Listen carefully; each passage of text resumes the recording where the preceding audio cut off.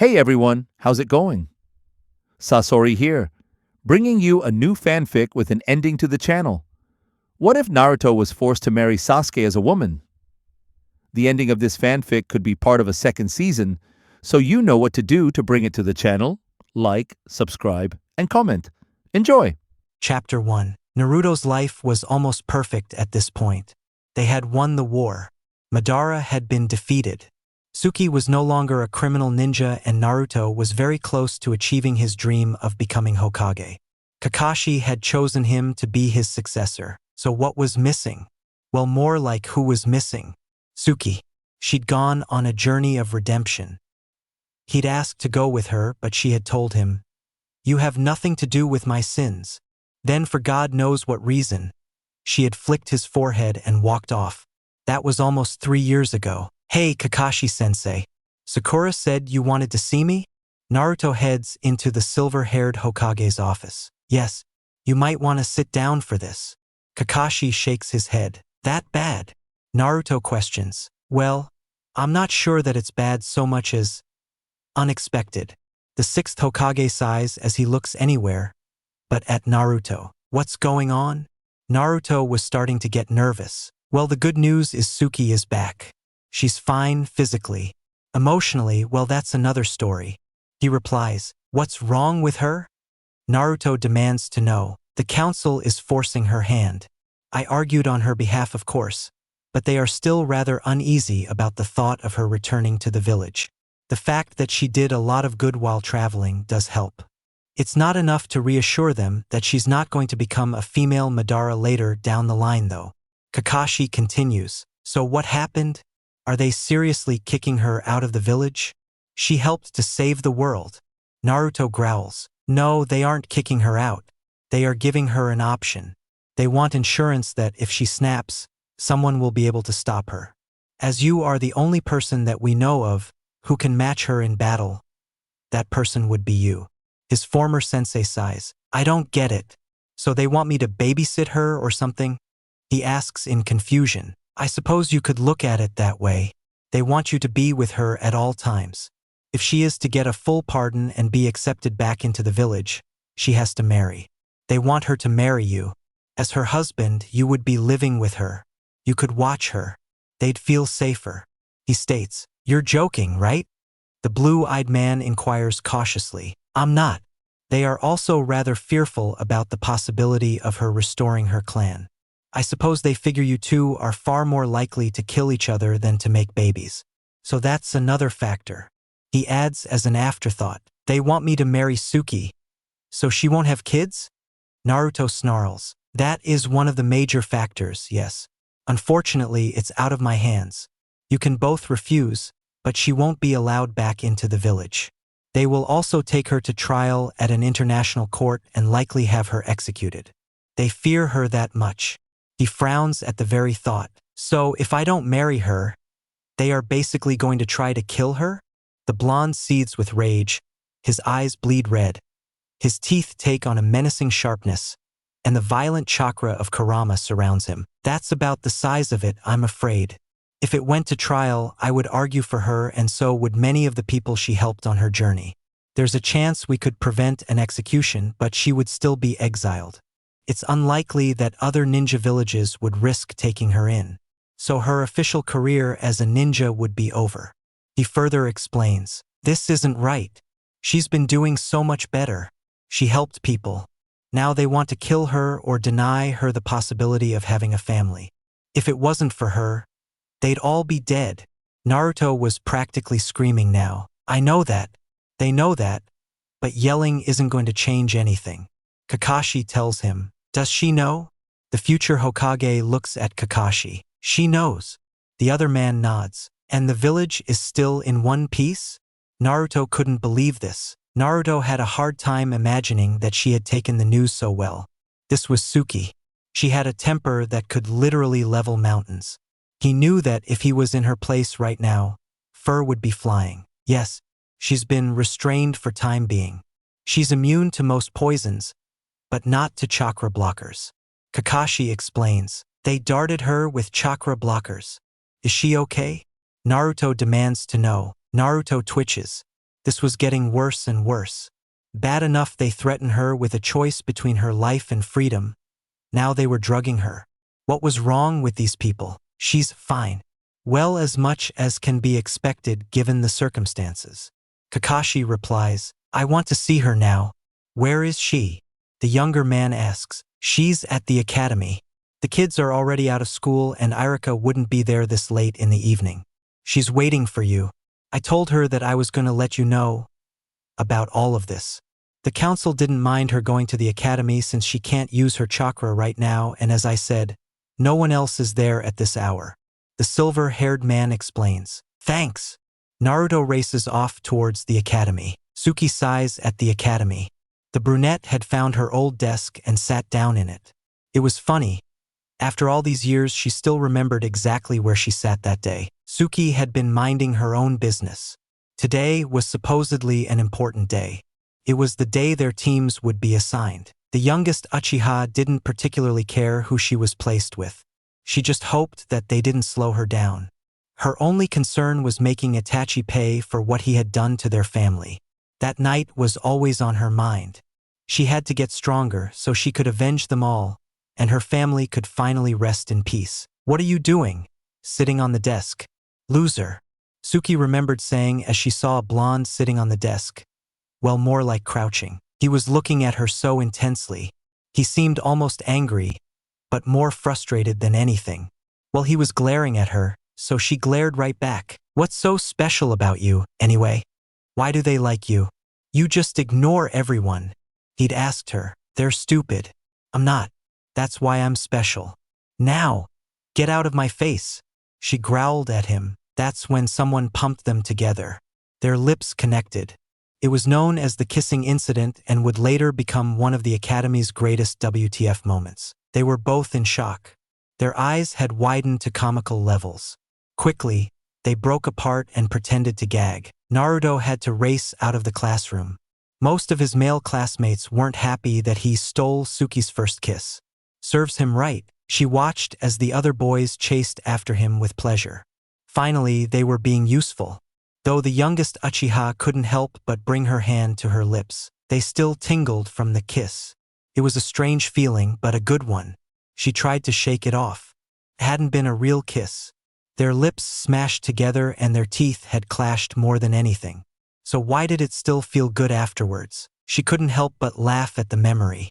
It had been so long ago, but it would forever be burned into her mind.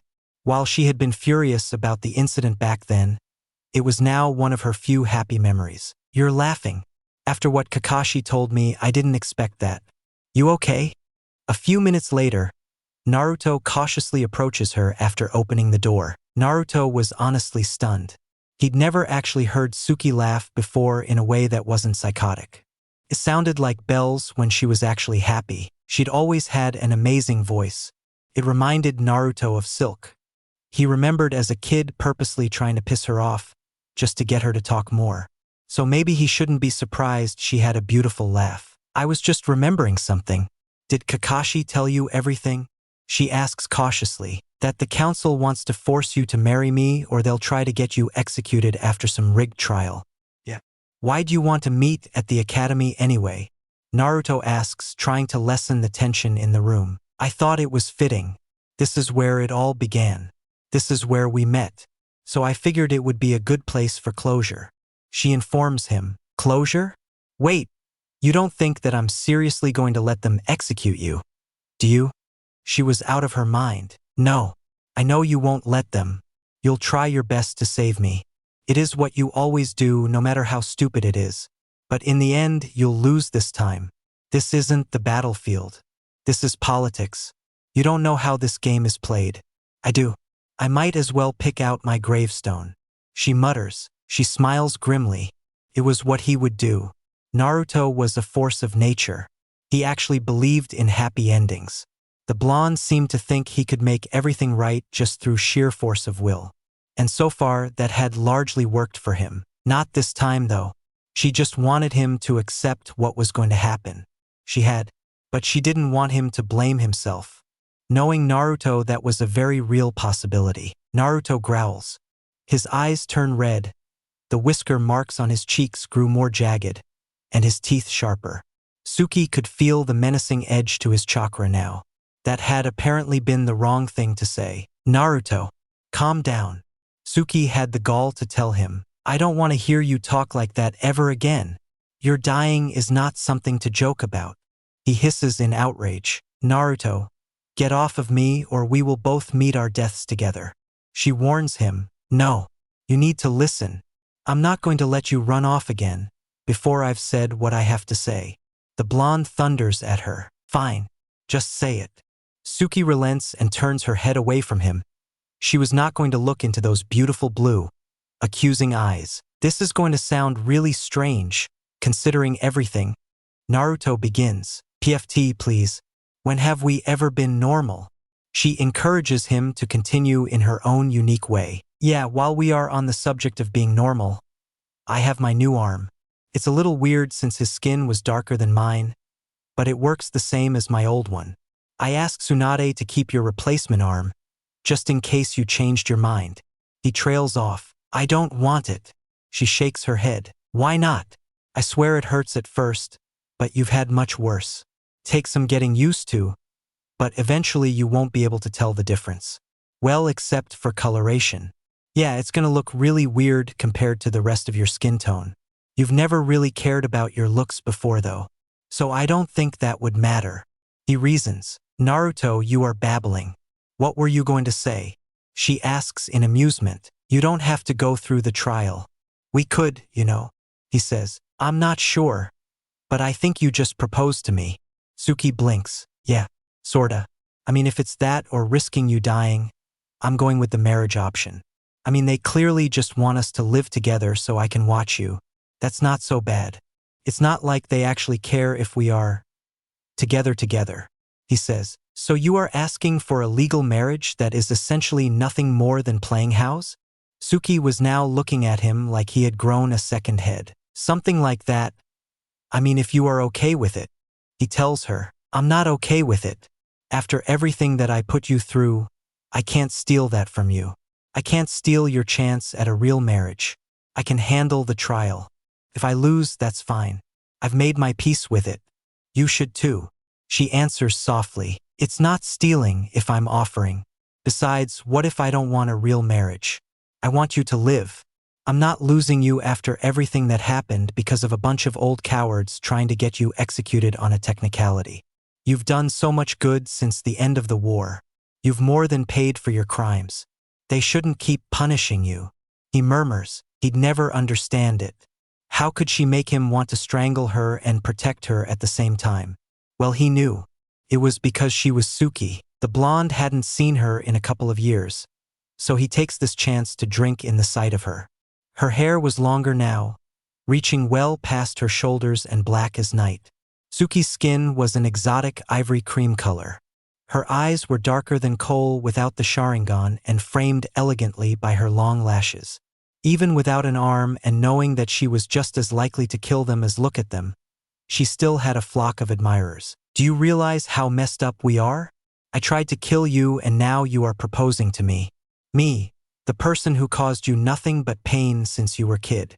She points out, yeah, it is pretty messed up and that is not true.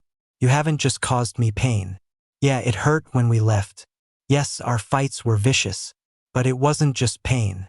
You're my best friend. He tells her and caresses her cheek soothingly. Despite herself, she felt herself leaning into his touch. Naruto was Naruto. He was always going to try to save her and everyone no matter what. It was just who he was. That was exactly why agreeing to marry him was the most selfish thing she'd ever do. He deserved better than her. All right, I made my peace with dying, but that doesn't mean I want to. If you are dumb enough to agree to marry me, then who am I to stop you? She says with a smirk. Great. You know, I've always wanted to see your district. He adds as an afterthought. Are you ever going to stop that annoying habit of yours in finding a silver lining in everything? She asks in amusement. Nope. Never. He answers her. She smiles. Naruto would always be Naruto. She couldn't help but notice he'd changed a lot in the past couple years. Suki wasn't blind. Those biceps were new and she could feel the muscle in his frame holding her down. His hair was still golden, but now it was growing in a style that resembled the fourth, and his eyes were still his most noticeable feature, like the sky on a sunny summer's day. He had sun-kissed skin. The blonde was just naturally tan, she decided. He was also now over a head taller than her. That last part was a bit frustrating. "Get off of me. We have tell Kakashi the good news," she says sarcastically. "Yeah. Hey, Suki, what kind of cake do you like?" He questions. "That was random." She replies, "Well, if we are getting married, there's obviously going to be a cake. It's tradition." The blonde informs her, "Naruto, all we need to do is sign the marriage license with our chakra. A ceremony isn't necessary and it'd be awkward." She reasons, "What? Oh no, you are not talking your way out of this one. It's probably going to be my only chance to see you in a dress. Besides, I'm next in line to be Hokage. It's kind of a big deal. If we don't invite the other Kages and daimyos to our wedding, they'll feel insulted." He points out, "Damn it, I guess you're right." She concedes, "Yup. Geez, things would have been so much easier if you had figured that out years ago." He smiles cheerfully, "And they'd also be easier if you got your fat ass off of me." She rolls her eyes. "I am not fat," he says. "You're right. That wasn't fair. You're heavy. Muscle weighs more than fat. You've got at least 30 fucking pounds on me. Now move it." She was tempted to smack him. "That's because I'm a guy. Guys are heavier than guys usually. B, I'm taller. C, you are tiny." Naruto responds, "What did you just call me?" Suki says, twitching, "Tiny. You are as light as a feather and barely reach my chin." He answers her, enjoying her look of raw fury. "Well, this tiny woman can kick your damn ass." She scoffs, "Doesn't bother me. Makes that whole carrying you over the threshold thing easier." He teases her, knowing that he was just asking for it now. "There is absolutely no way in hell." She informs him, not even bothering to finish that sentence. "It's tradition." He laughs. "It is stupid. I can walk just fine." The raven-haired woman shrugs. "I guess we have the whole bickering like an old married couple thing down, huh?" Naruto apparently couldn't stop laughing. "Yeah." Neither could Suki. "Wow." He stares at her. "What?" she asks, suddenly wary. "I think that's the second time I've ever heard you laugh. You know it in a not homicidal, I'm going to kill you sort of way." He answers her. "Oh, guess you are right." The Uchiha smiles in realization. "Do it again." He nods at her. "Naruto, I can't laugh on command." "Don't be stupid." She scoffs. "But I liked it." He says in such an adorable way that Suki couldn't hide a small smile. "If you are lucky, you might hear it again in another decade or so." Suki couldn't resist teasing him either. "Oh, that's it. We are practicing the threshold thing," he says and gets up, scooping her up into his arms bridal style. "Naruto, put me down." She growls at him. "Nope. I was trying to be nice, but you had to be mean," he says. "I swear to God, Naruto, if you don't put me down right now." She starts to say and decides to let his imagination finish the threat. "You know, this would be about the time having two arms would come in handy, huh?" He taunts her. "You are such an asshole." She snarls at him and tries to wiggle out of his hold. "I learned from the best." Suki stops struggling. "Sheesh, you are like that damn cat we rescued as Genin." He tells her. "Who could blame that cat? That woman was horrible." Suki murmurs. "Yeah, that's true." He admits. Suki was determined though. Naruto had to hand it to her. She was stubborn. But he had a couple advantages. The first is he had two arms. The second is he'd always had the edge in raw strength and stamina. Suki was better with chakra control and speed. "I'll get the damn arm. I'm not letting you pull something like this again." She murmurs and looks up at him. "Good." He grins at this news. "Aha. Can you put me down now? This is embarrassing." She squirms. "Nope. You are still on thin ice for that gravestone and no laughing crack."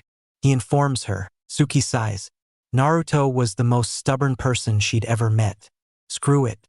She lets him carry her to see Kakashi. It was oddly soothing, Suki notes a few minutes later. Naruto had his strong arms wrapped around her tightly, but not too tightly. She felt protected and cared for.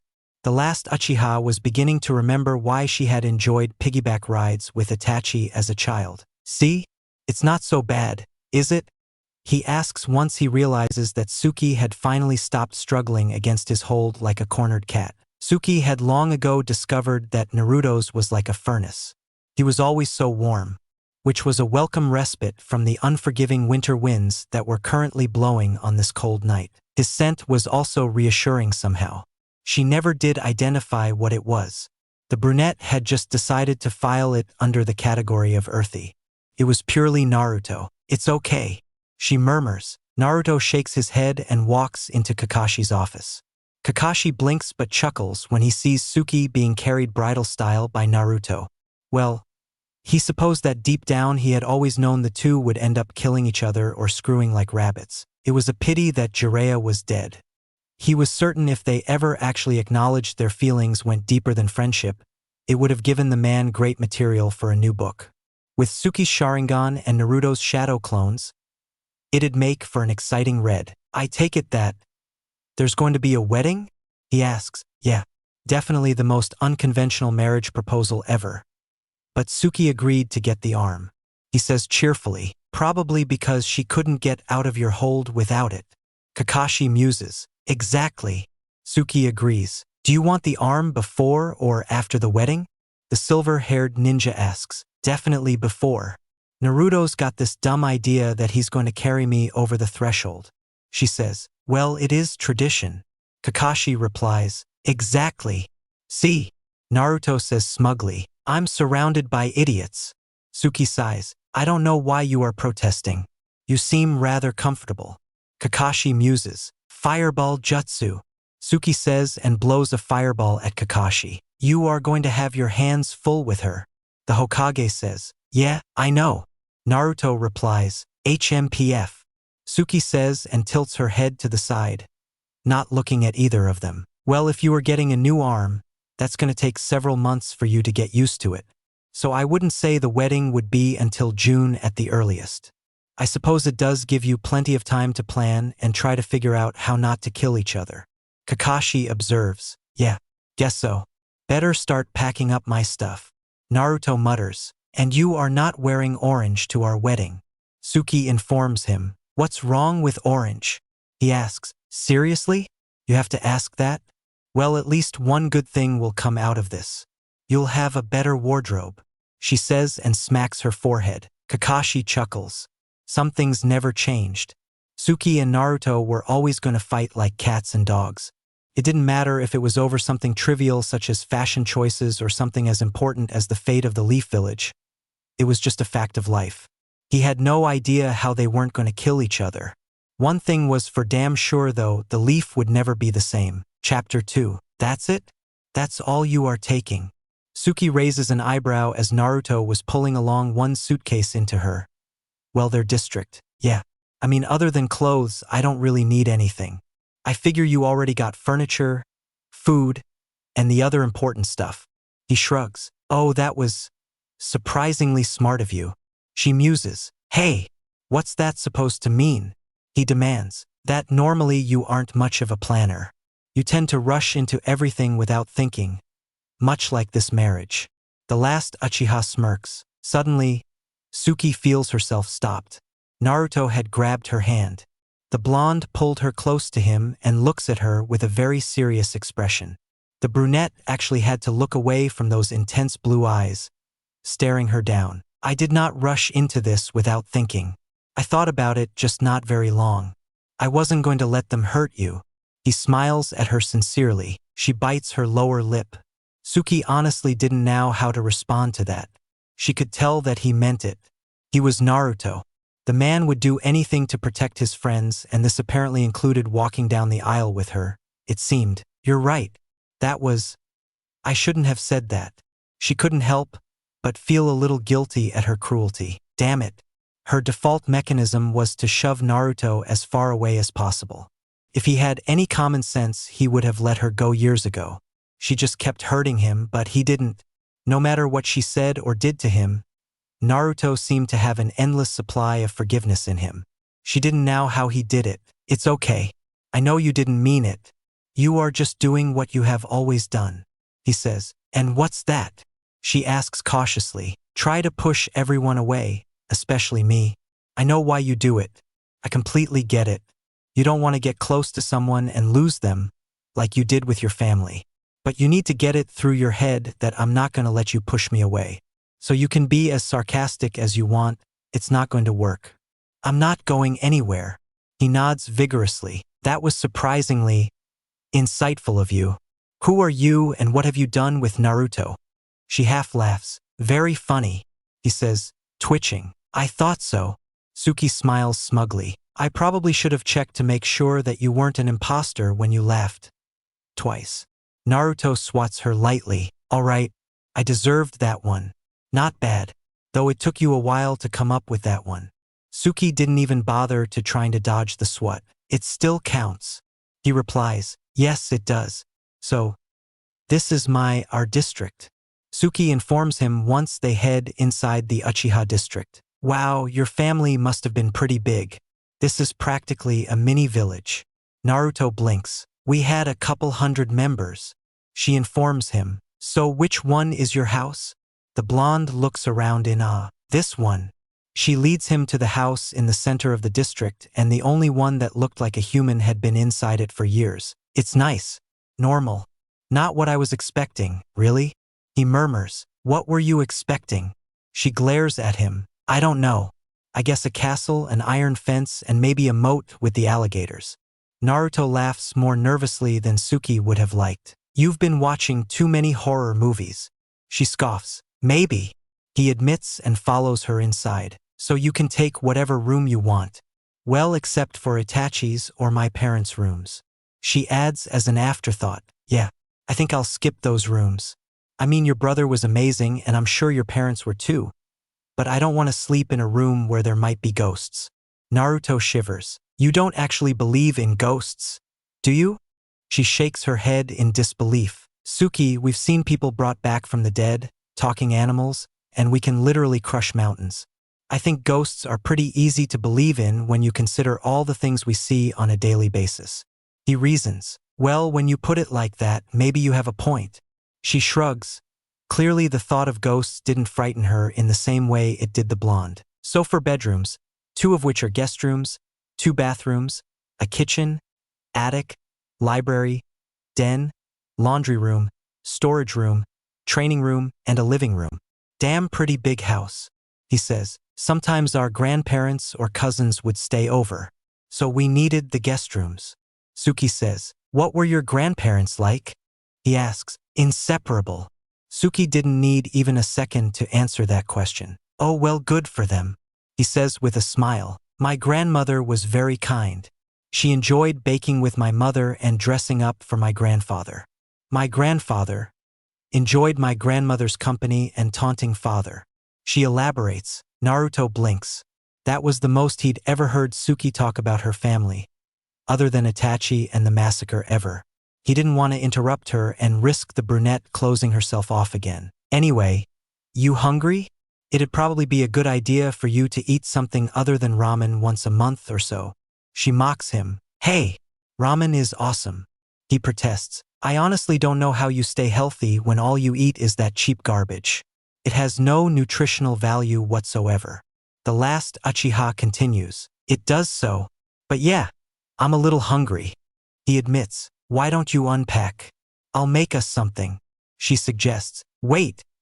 You just volunteered to cook for me? Naruto gapes at her. We are going to be married. Most wives cook for their husbands at some point. Besides, I don't trust you not to burn the house down. She saunters off into the kitchen. I resent that.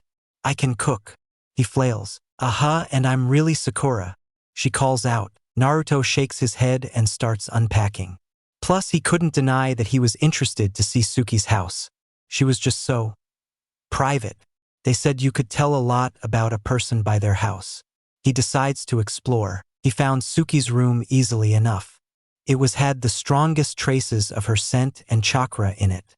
Naruto blamed Kyubi, but his sense of smell was a lot more powerful than most people's. So yeah, he knew Suki's scent. It's so clean. He mutters. There was a bed. He'd guessed probably a queen-sized one. How fitting, he smirked at that thought. The pillows were white and fluffy. The blankets were a rich navy blue color. Her carpet was red and the walls were gray. He could see a connected bathroom. She had a fairly small closet for a woman her age. Mostly ninja clothes. There was a desk by her bed that had a lamp on it, a large clock, and the only really personal item at all that could see was a large vanity that he was sure had to be at least 100 years old. It was so sterilized. There nothing to give away anything really. He could have been inside anyone's room. It was slightly disturbing. The only thing out of place was a bit of red that was just peeking over the one of the drawers in the dresser. Curious, he decides to see what it was. Whoa, I didn't know she wore stuff like that, he says and quickly shoves the red lacy bra back into the dresser. PFT, you are pathetic. She's going to be your mate and you are blushing like a child over her clothing. He hears QB mock him. Shut up. It's just pretend to keep her safe. It's not like we are going to be a real couple. He counters. You chased her all over the 5 nations and you expect me to believe that you have no intentions of seeing her in that? Kurama scoffs. That's right. She's just my friend. The blonde blushes. If that is the case, why is your nose bleeding? QB taunts him. Meanwhile, Suki finishes preparing dinner. The brunette decides to go and find the idiot. He obviously didn't hear her yelling him to come down. She looks around for him. That's when she noticed her room's door was open. Idiot. He must have gone in her room. Naruto, the food is done. Are you okay? Your nose. She blinks and walks over to him in concern. Oh great. No reason. I just get them at random sometimes. Probably from all the times you've thrown punches at it. He rubs the back of his head sheepishly. Aha. Well, come on. I doubt you want to eat it cold. Suki rolls her eyes. Yeah. What's for dinner anyway? He follows her curiously. Soup. She answers. Naruto blinks when they get to the kitchen. What Suki called soup, he would have called stew. There was some kind of tender-looking meat in the bowls, gravy, various spices and herbs he couldn't identify, and potatoes inside it. He takes a bite and starts chowing down. Suki could cook. Who knew? Good, at least you are eating something other than ramen for a change. She joins him for dinner. Yeah. So QB and I were talking about the whole marriage thing. It'd probably be better if at least in public we put on a good show. Really mess with the council members. Plus, it'd probably help you to get people to feel more comfortable around you. He offers. I do like the idea of fucking with the council members. She admits. And you need to at least try not to scare the hell out of everyone. He insists. So what did you have in mind to convince the village it's real? She asks. Well, we could do whatever your parents did to show affection in public. He suggests. They weren't really that affectionate in public. The standard hand-holding and chaste kisses. Well, there was one thing my dad would do. But you are way too innocent for that and it'd be weird. She says. Suki, I traveled with Pervy Sage for years. I think whatever it is, I can handle it. Naruto insists. All right. He'd hold her while they were walking. She says. So? What's so scandalous about that? The blue-eyed man continues. He'd have one of his hands on her ass. Suki finishes and smirks when Naruto chokes on his drink. Ah, Suki, did you really have to tell me that when I was drinking? God, you are sadistic. I swear you do stuff like that on purpose. He says. Yes, I did and I did it on purpose. She laughs in a way that very clearly asked what he was going to do about it. Oh, that's it. You so deserve this. He lunges at Suki. Naruto, don't. Don't you dare. I swear to God if you do it, I will kick your ass. She warns him. It was too late though. The blonde had already tackled her to the ground. He proceeded to commence with the torture known as tickling. Years ago, he had found out that Suki was extremely ticklish. He wouldn't say she was laughing so much as she would alternate between squealing and growling. Yeah, she was actually capable of making that sound. It surprised Naruto too. That's not fair. She says and tries to escape her tormentor. Neither was making me choke.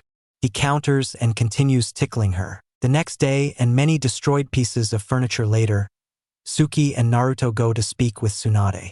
Naruto was determined to get Suki a new arm. She had been joking when she said she wanted it earlier so that he wouldn't be able to carry her. But Naruto took her literally. She sighed. This was going to hurt a lot. Yes, I can do the transplant. No, I don't think it's a good idea. They are forcing you to marry because they believe that Naruto is the only one who can handle Suki. Erasing her handicap is not going to sit well with them. She informs the pair before her. I know. It's a dumb idea. I was just joking. Suki nods, completely in agreement with the Busta Blonde for once. Suki. Naruto growls warningly. Naruto, you can't force her to take the arm if she doesn't want it. Tsunade points out. If I take it, can they do anything about it? Suki sighs, referring to the council. No. They issued their verdict in stark black and white terms. Nowhere did they make your pardon conditional on not replacing your arm. Tsunade observes. I'll do it. Consider it a wedding present, loser. Suki shakes her head. I will. Naruto grins cheekily. Well, best to get started. It's already been in storage for years. That will make this more difficult than if we had done it earlier. It will be more painful. Recovery time will be longer. She warns Suki. That's fine. I doubt getting a new arm will hurt more than losing the old one. She reasons. Oh, you are very wrong about that, but I'll make sure that you are given a rather generous pain prescription. Naruto, I'm afraid you can't come with us. I can't be distracted by your hovering. This surgery is going to take all of my concentration. She warns him as she walks off with Suki to the operating rooms at the hospital. I got it. He nods. While waiting, he sees Hinata. Naruto smiles. He had some time to pass, probably a lot of it judging by what Granny Tsunade said. Hinata was a good friend, so why not spend some of the time talking to her? Hey, Hinata. He smiles at her pleasantly. Naruto, is it true about you and Suki? She asks. Wait. How'd you hear about that so fast? We didn't tell anyone. Naruto couldn't help but feel rather shocked that Hinata knew. I overheard Kakashi and Tsunade talking about it. I know it's wrong to spy, but… She trails off. Yeah, I get it. You were curious. Yeah, it's true. It was that or they'd put her through some show trial. They'd kill her. He answers. I understand. You've always been the type of person who would do anything to save their friends. It just hurts though. I love you. I would have made you happy. Suki, she's not a bad person, but she's a broken person. Hinata sighs as she looks at Naruto with sympathetic eyes. Hinata! Naruto didn't know what to say. It's okay. I understand. But if she hurts you again, I'm going to lock up every single one of her chakra points. Hinata promises. Noted. Naruto laughs nervously. He hated that he had apparently hurt Hinata. She was nice. She was pretty. She was definitely brave and loyal to her friends. Those were all good things. Really, by almost anyone's standards, she was the perfect woman. He just didn't feel that way about her. He wished he did. She was a good friend. A good friend who happened to be really pretty. But that was it. I hope it works out for both of you. The Bluinette winces, obviously trying to power through her pain. Thanks, Hinata. That means a lot. Naruto hugs her and Hinata blushes, returning it. Naruto wasn't sure when it happened, but at some point he must have fallen asleep, because later on, he was awoken to the sun shining through the windows of the waiting room. Tsunade was walking towards him. Good. You're awake. The surgery is over. It was not pleasant, but the arm is attached. She'll need to change the bandages regularly, and I gave her a lot of pain meds. Tsunade explains. Great. Can I see her? He asks. Yes, you can. She wants to go home. I think she should stay for a few days, but she really hates hospitals. I can't blame her. Most ninjas do. She offers. Well, do you think she's safe to take home? I mean, obviously, it'd be better to keep her here.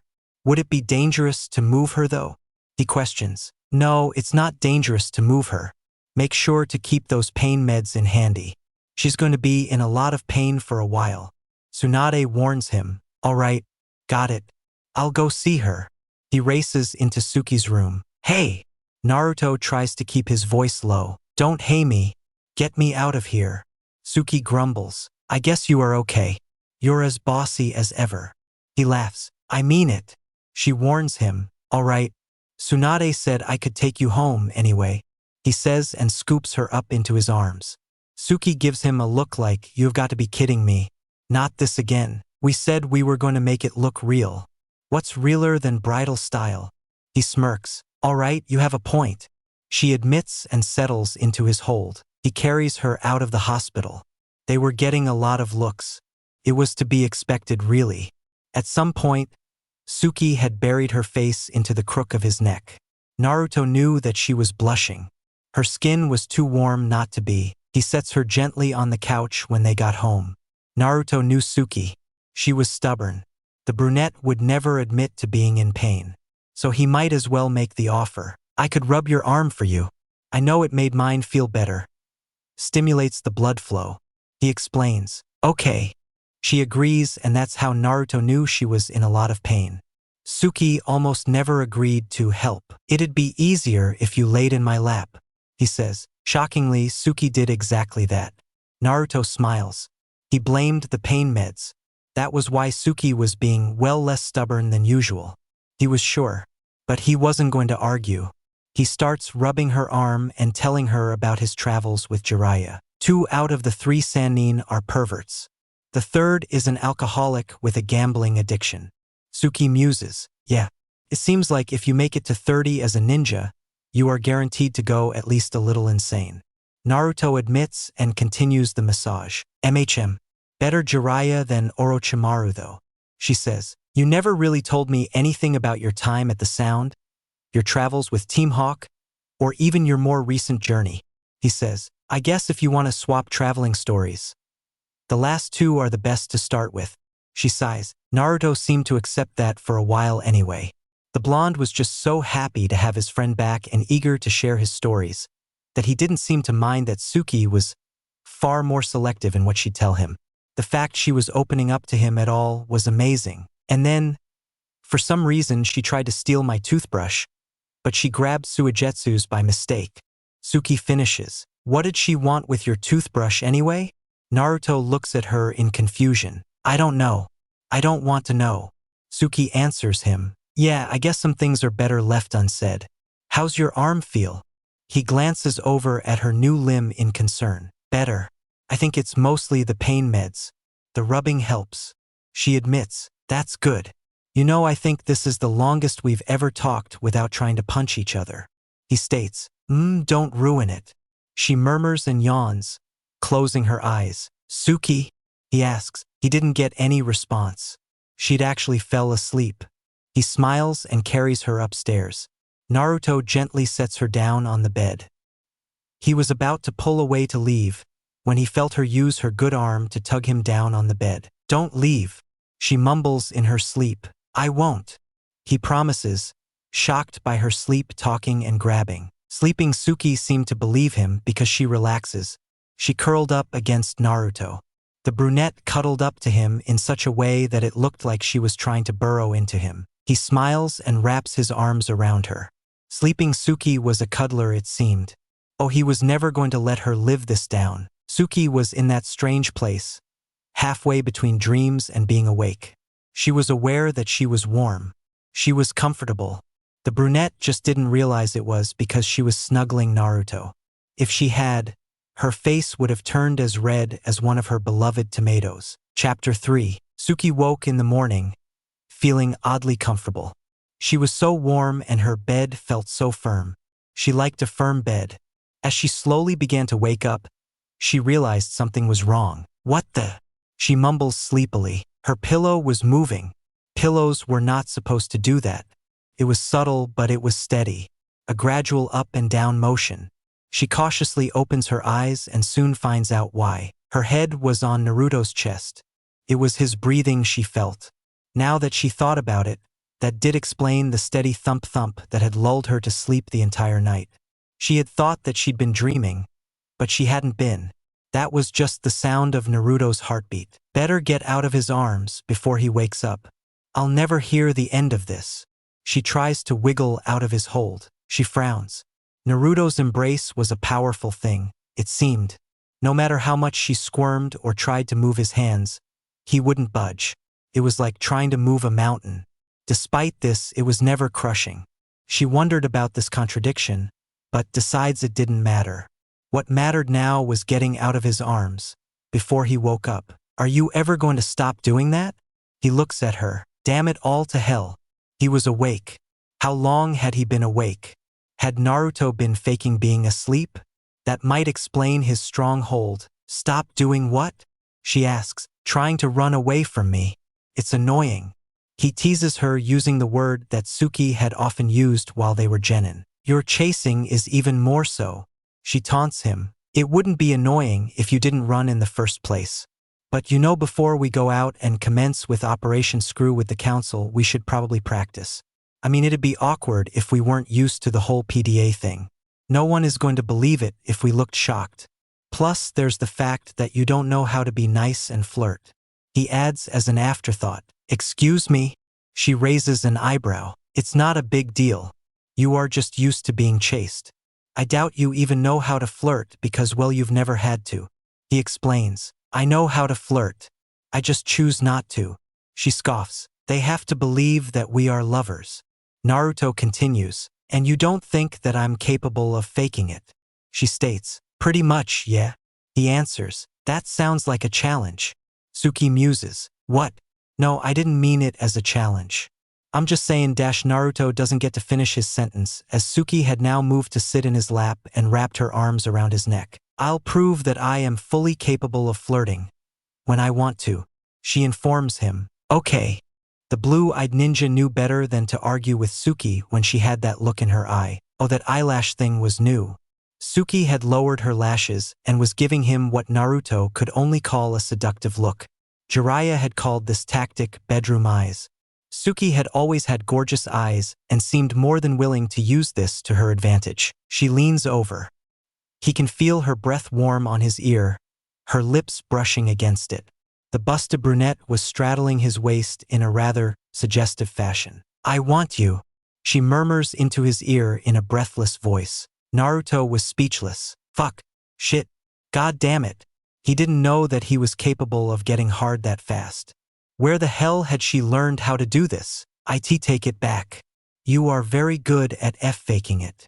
He tries to adjust their position so that Suki didn't find out how good she was at pretending. Told you so. She smiles smugly and gets off his lap. Seriously? What is wrong with you? She does that and you do nothing? Any self-respecting male would bend that vixen over that damn coffee table and claim her immediately. Kurama rolls his eyes. She was just pretending. She didn't actually mean it. It's just practice.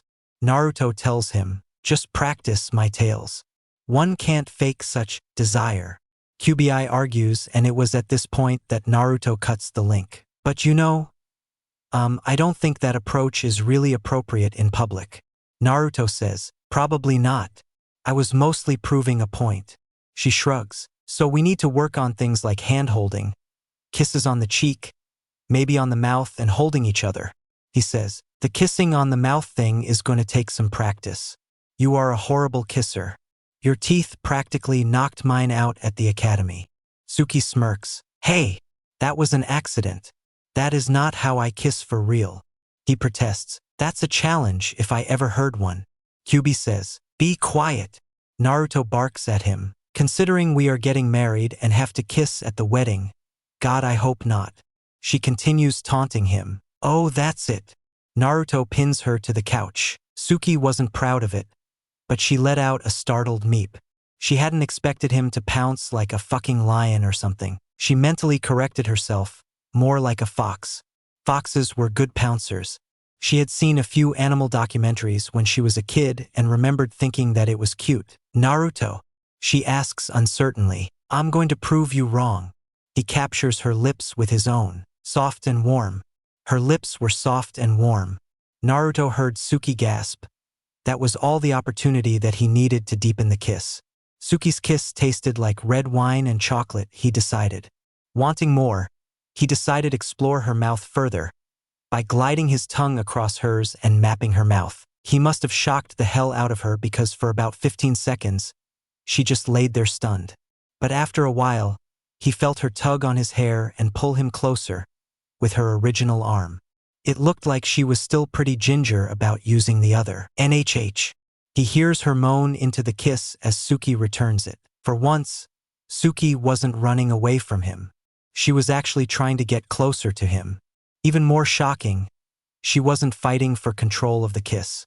The brunette was clearly allowing him to take the lead, even as her tongue seductively danced against his in a way that made his blood heat up. For some reason, the voluntary submission just excited him more. Oh God, that felt good. Suki's vocabulary had shut down, along with most of her brain. Well, except the part that apparently processed the sensation of touch. Where did he learn to kiss like that? She wondered as she returned it. There was a slightly citrus taste to his kiss and something that she couldn't identify exactly. She just labeled under category of masculine. The way he kissed her made her feel like fire was racing through her veins. Felt painfully good. Her heart skipped a couple beats. Naruto didn't want to. He really didn't want to. But the blonde was not suicidal.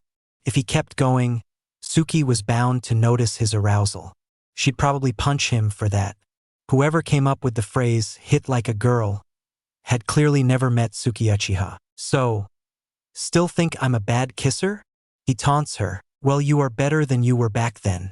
I suppose kissing you at the wedding won't be so bad. She smirks cockily, though the fact that she whimpered when he broke the kiss and she was breathless told Naruto just how seriously to take her lukewarm verbal assessment. He couldn't help but feel a surge of pride that he had left her breathless. Her face was flushed in a lovely rosy color and her lips were slightly swollen. Suki might pretend otherwise, but now Naruto knew that he was a good kisser. He doubted Suki had much more, if any, experience at kissing than he did. But he figured that much like in every other area of life, Suki was hard to impress.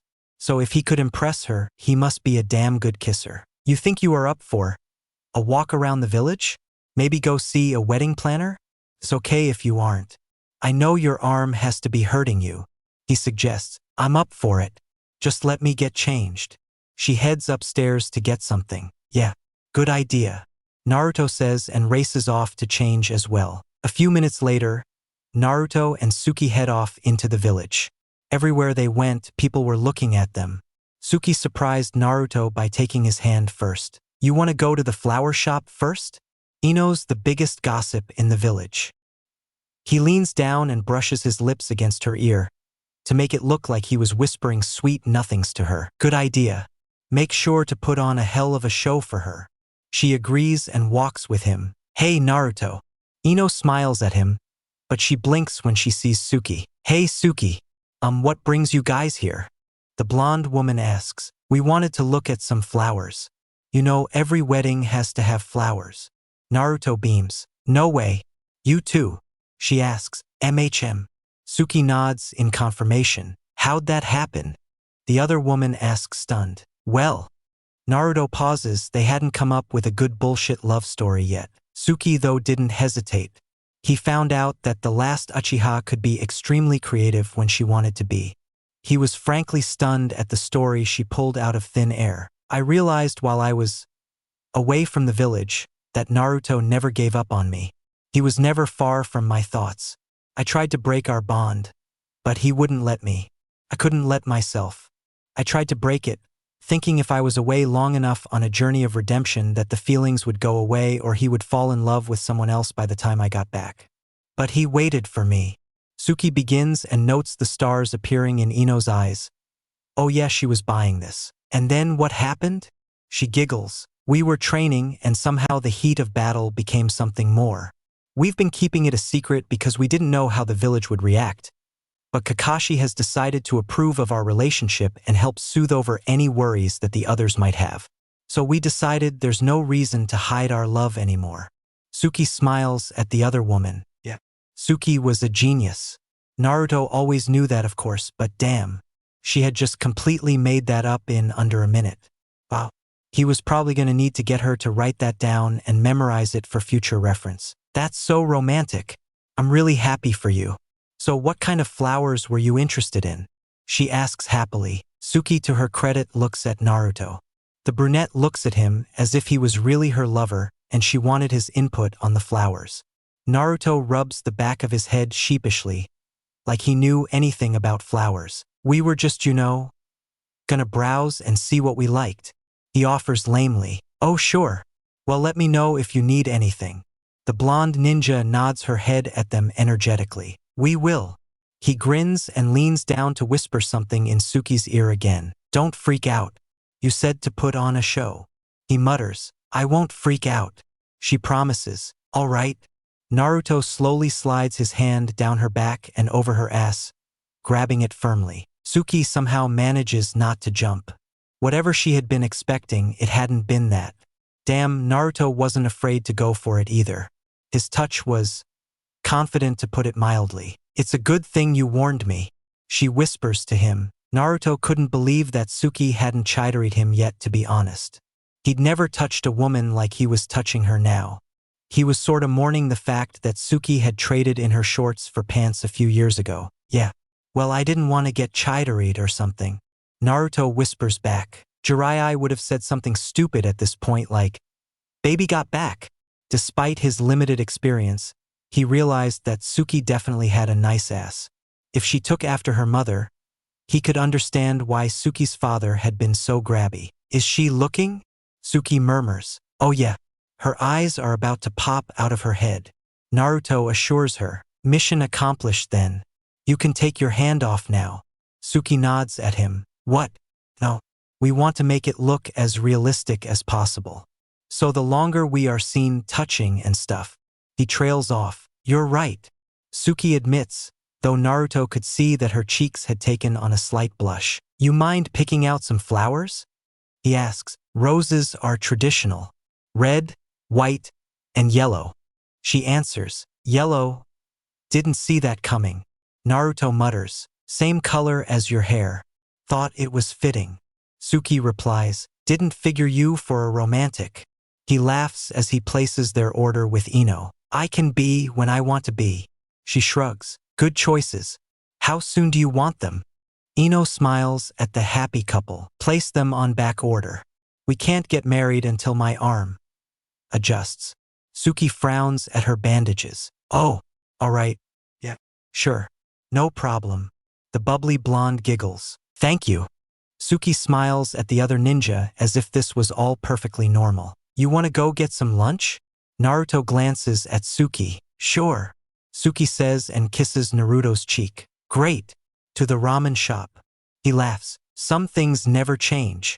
She says and shakes her head in amusement, following him. Aw, come on. Besides, if we can convince the old man, we can convince anyone. He says, I suppose he does act as a surrogate father for you in some bizarre way. God knows you see him as much as you do Kakashi. Suki muses. Yeah. Naruto agrees. Damn it. I just realized something. Suki shakes her head as they walk into the ramen shop. What's that? The blonde asks. We don't have wedding rings on. Suki answers. Oh, well, we can get them. He says. If you go and buy them after we told Ino that you proposed to me, it's gonna look weird. She'll know something is up. We'll have to use my parents' rings. She murmurs. Are you okay with that? I mean, it's not exactly like their marriage. He questions her. I'll have to be. Besides, if it wasn't for you, I'd be dead. I'm sure they won't mind. Give me your hand, she sighs. What for? Naruto looks at her in an utterly baffled way. I'm no Itachi, but my genjutsu is decent enough that it will work till we get home. I doubt anyone is going to suspect that people would actually genjutsu wedding rings. She was apparently tired of waiting because Suki takes Naruto's hand and performs the genjutsu. Whoa, these match the real ones. He looks down at the silver wedding band with a heart carved out of diamond and ruby to look like the Uchiha crest. Exactly. She looks down at her own. It was weird to wear her mother's ring. Even if it was just a jutsu, she would be wearing it soon enough. There was no physical weight on her hand, but the weight of reality definitely was slamming down. She was actually going to do this. Maybe she should try to talk Naruto out of it? He did deserve a real marriage. Naruto, having known Suki since they were like 5, knew when she was brooding. Most people couldn't tell the difference. Her facial expressions rarely changed, but her eyes would darken and lower. Oh yeah, she was brooding. Emergency measures had to be taken to snap her out of it. Don't worry. We have Kakashi on our side and I'm sure they'll understand. We're in love and getting married.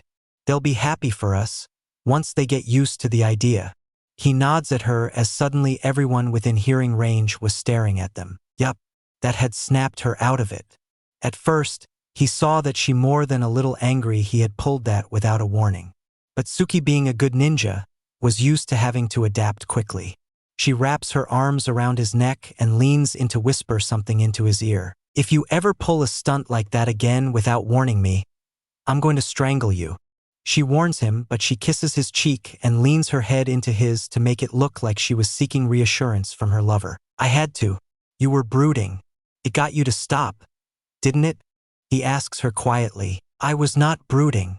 She half growls at him. Yes, you were. Come on. Let's get some food. Naruto pulls her inside the shop. Hey, old man.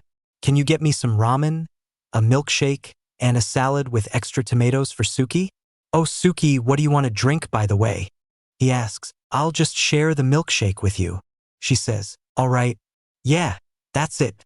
The blonde laughs happily. Sure. Is it true that the two of you are getting married?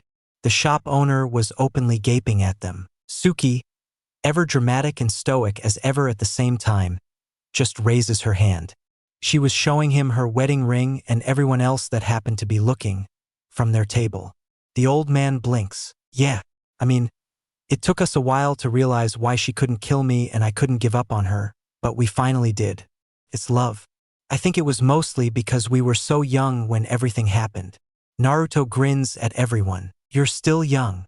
The ramen shop owner points out. Yeah, but not 12 or even 15 anymore. He counters. Well, that's true. If you were 15, I don't think Kakashi would allow the wedding to go through. This order's on me. For my best customer and his soon-to-be wife. The civilian smiles at them. Really? You don't have to do that. I can pay. Naruto shakes his head. It's fine. This small of an order isn't going to make me grow broke. He assures him. All right, if you are sure. Thanks. Naruto goes back to Suki with their food. Suki sticks 2 straws in the milkshake and starts sucking. Naruto blinks. She gives him a look like don't be thick. Just do it. Soon enough, they were both drinking from the same milkshake with 2 straws. How's your arm?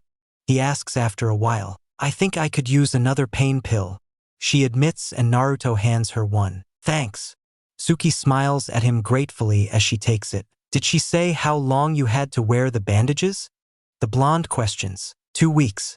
Optional after that. She answers. That's not so bad. He says. Emichim, especially when you take such good care of me. We can play doctor to pass the time. She actually purrs at seductively. There was absolutely no mistaking the sensual lilting of her voice as she suggested playing doctor. Naruto wasn't exactly sure what she meant by playing doctor. But he liked the way she said it. He liked it a lot. It seems some other patrons had caught it though. He was getting a few thumbs up from some of the men when they thought Suki wasn't looking. They really should know better. Suki was aware of her surroundings at all times. Thankfully, she seemed to be ignoring it. Likely because that was exactly the type of reaction she was hoping for. After they eat, they head off to see Kakashi. Mission accomplished, they hadn't killed each other yet. It also looked like everyone was buying their act. He couldn't wait to watch the council squirm. Hey, Kakashi. He smiles once they arrive. Ah, Naruto. Suki. Amazing, you are both in one piece. He chuckles. Miracles happen once in a while, Suki says with a shrug. I suppose they do. He agrees. Suki, I had a new Jonin uniform brought in for you. Why don't you go try it on and see if it fits? You've been away for a couple years, so it wouldn't be surprising if it needed adjustments. Kakashi hands it to her. All right, thanks. She heads off to go try it on. So how is it going really? Kakashi asks. Well, better than expected. We decided to act like it's real just to really fuck with the council. Suki is, well, she could have been an actress. Didn't know she was this, creative. Hey, Kakashi, what it means when someone plays doctor. Naruto looks at him innocently. Kakashi almost chokes on his water. Thankfully, he managed not to. He blinks. Then he walks over to Naruto and whispers into the blonde's ear exactly what that meant. No way. Suki was actually okay with letting them think that we were going to do that. Naruto blinks. Precisely. Well, that's more creative than I expected. I always thought of Suki as a more get-down-to-business sort of girl. I didn't expect a playful side. Naruto, don't look so shocked. You are getting married. People are naturally going to assume that you are acting as husband and wife in more than name. It's not as though her reputation is at risk. The copycat ninja reasons. You always thought of her as a get-down-to-business type. Kakashi, what the hell are you doing thinking about Suki like that? He snarls at him. I mean, in the most general sense. She's far too young for me. But I suppose it is a good sign that you are already so possessive and made jealous so easily. He muses. I'm not jealous. He fumes. Aha, and Pakin is really a ninja cat. His former teacher laughs. Luckily for Kakashi, Suki came back a few minutes later. It fits. In her new uniform, much to Naruto's delight. Good. Good. Kakashi states. What did you say to piss off the loser? He looks like he wants to kill you. Suki questions. Oh, I just explained what you meant by playing doctor. The silver-haired man nods sagely. Wait, Naruto, you seriously didn't know what that was? For God's sakes, you traveled with Jiraiya. Suki looks at Naruto incredulously. I mostly tuned it out when he got all pervy. Naruto shrugs defensively. Am I going to have to give the talk to my own husband? She mocks him. Hey, I'm not that clueless. Just because I'm not a pervert like Kakashi, Jiraiya, and I guess you, doesn't mean that I don't know about that stuff. He counters. Did you really just call me a pervert? Suki asks. Well, I'm not the one talking about playing doctor. The blonde glares. If you're that bashful about it, it's a really good thing I didn't mention the potential applications of shadow clones when it comes to sex. She shakes her head. I'm so proud of you for embracing your sexuality in such a creative way. Kakashi pats Suki on the back. Kakashi, don't touch me. I'm just mocking Naruto. It's not like we are actually going to do anything. She blushes deeply. Oh yeah? Is that why we made out and you let me put my hand on your ass without killing me? Naruto taunts, not at all sure why he felt it necessary to argue that point when it was what they had agreed on. That was practice and to make it look convincing. Her blush only grows darker. Then why are you blushing? Kakashi chuckles as if he was positively delighted by this turn of events. Chidori! Suki lunges at Kakashi, but the man manages to dodge. Oh boy, I hope you have home insurance at this rate. He teases. I do. Suki seethes. You are supposed to say that at the wedding, not now. The copycat ninja informs her. Kakashi, you are so annoying. She states, I wouldn't be a very good teacher if I didn't embarrass my students from time to time. It keeps you on your toes. He nods at her, right? Well, the loser and I have lots of planning to do, and murdering the Hokage probably would get my pardon revoked. Suki sighs. Yeah, it definitely would.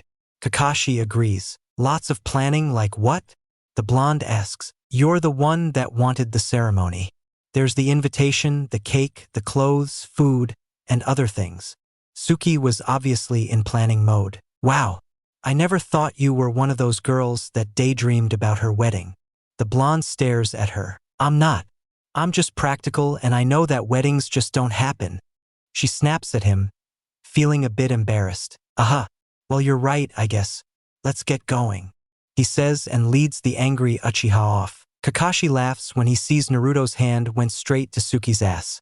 The glower she gave him was almost enough to make him choke on his laughter. The council might not realize it, but there was a very good chance the two of them would end up destroying the village in a fight, or if they actually managed to realize their feelings during their honeymoon. Suki had already raised an interesting point of contention with that shadow clone suggestion. Chapter 4. It was a few days later. By now, the entire village knew about their engagement. Suki was pretty sure that word of the good news was likely spreading to other villages and even nations by now. Naruto was the hero of the war. It was only natural people would be interested in his love life. Suki, do you have a minute? I need to talk to you. Hinata strides towards her. All right. The last Uchiha walks with the Hyuga heiress towards the nearest training grounds, feeling rather puzzled. Hinata had never spoken to Suki before. She had to give her points for not stuttering though. Whatever was on her mind must be important for her to have accomplished this feat. Who was Suki kidding? She knew exactly what, or more accurately, who was on the Hyuga's mind. Like everyone else in the village, the raven-haired woman was aware of Hinata's feelings for Naruto long before he had ever known. This was likely going to be very annoying. Still, she did owe her distant relation the courtesy of allowing her to speak her piece. Naruto told me that he was marrying you to save your life, but everyone else thinks it's a love match. She sighs. And what difference does that make? The end result is the same. Suki tries her best not to shrug. It makes every difference. Naruto should marry someone he loves. He deserves to be happy after everything he's been through. After everything you've put him through. Hinata was now screaming at her. It's a bit late to grow a backbone now, isn't it? Suki mentally winces as soon as the words left her mouth. Maybe, but that doesn't change the fact. Don't you care about him at all? Why would you go along with this? I know you don't love him. You never gave a cared about him. You just left him without a second thought. You nearly killed him dozens of times. The other ninja was positively incensed at this point. Hinata, I understand you are in a lot of pain right now, so I'll let what you just said slide this time. But if you ever try to pretend that you have any idea what I feel again, I will kill you. Suki flickers behind the other woman and pressing a kunai to her pretty little neck. That's how you solve everything, isn't it? With violence. What are you going to do when you and Naruto have a fight?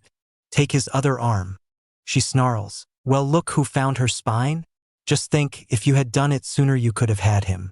What I do with Naruto is none of your business. Suki sends the bluenet flying with a powerful kick to her back. Hinata gets to her feet. Suki recognized that look in her eyes. It was determination. So the cute little bunny wanted to tangle with the hawk? Her funeral. Suki smirks at the thought. I'm going to give you a chance to walk away.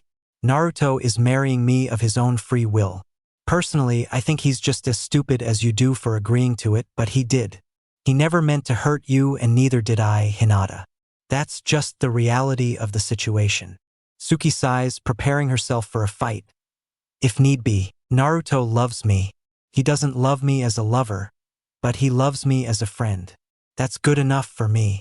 As his friend, I'm not going to let you hurt him again. Hinata charges at her. A bunny wants to run right into the talons of a hawk? Never thought of you as suicidal. She muses. What did you call me? Hinata demands. A bunny. You are cute, quiet, and completely harmless. The last Uchiha taunts her. I'm sure that there is someone out there for you, but Naruto isn't him. So just give it up before things get out of hand. I won't let you hurt him. Not again. Hinata continues rushing towards Suki. It's none of your business. Suki roars and blocks Hinata's attack. Meanwhile, Naruto was at the ramen shop with Gaara. Gaara had come to the leaf as soon as he heard about the engagement. The redhead wanted to know if it was true. He wanted to hear it with his own ears and see it with his own eyes. If his best friend was getting married, he wanted to know about it. Are you and the Uchiha really engaged? Gaara looks at Naruto incredulously as they order their food. Yeah, it's a long story. The blonde sighs. I have time. I didn't travel 3 days to eat a meal and run off. The Kazekage says, all right. Well, Suki left. I was crushed. She was all that I could think about, but I was 12. I didn't understand why. It never went away. Not when she was at the Sound or on her journey of redemption. When she got back, I was so happy. We were training and one thing led to another. At first we kept it a secret. She'd just gotten back and we didn't know how the village would react. But Kakashi decided to vouch for us. So we figured, why keep hiding it? Naruto nods sagely. I know that you didn't come up with that bullshit story on your own. So I have to admit to being impressed by the Uchiha's ability to weave a tale like that.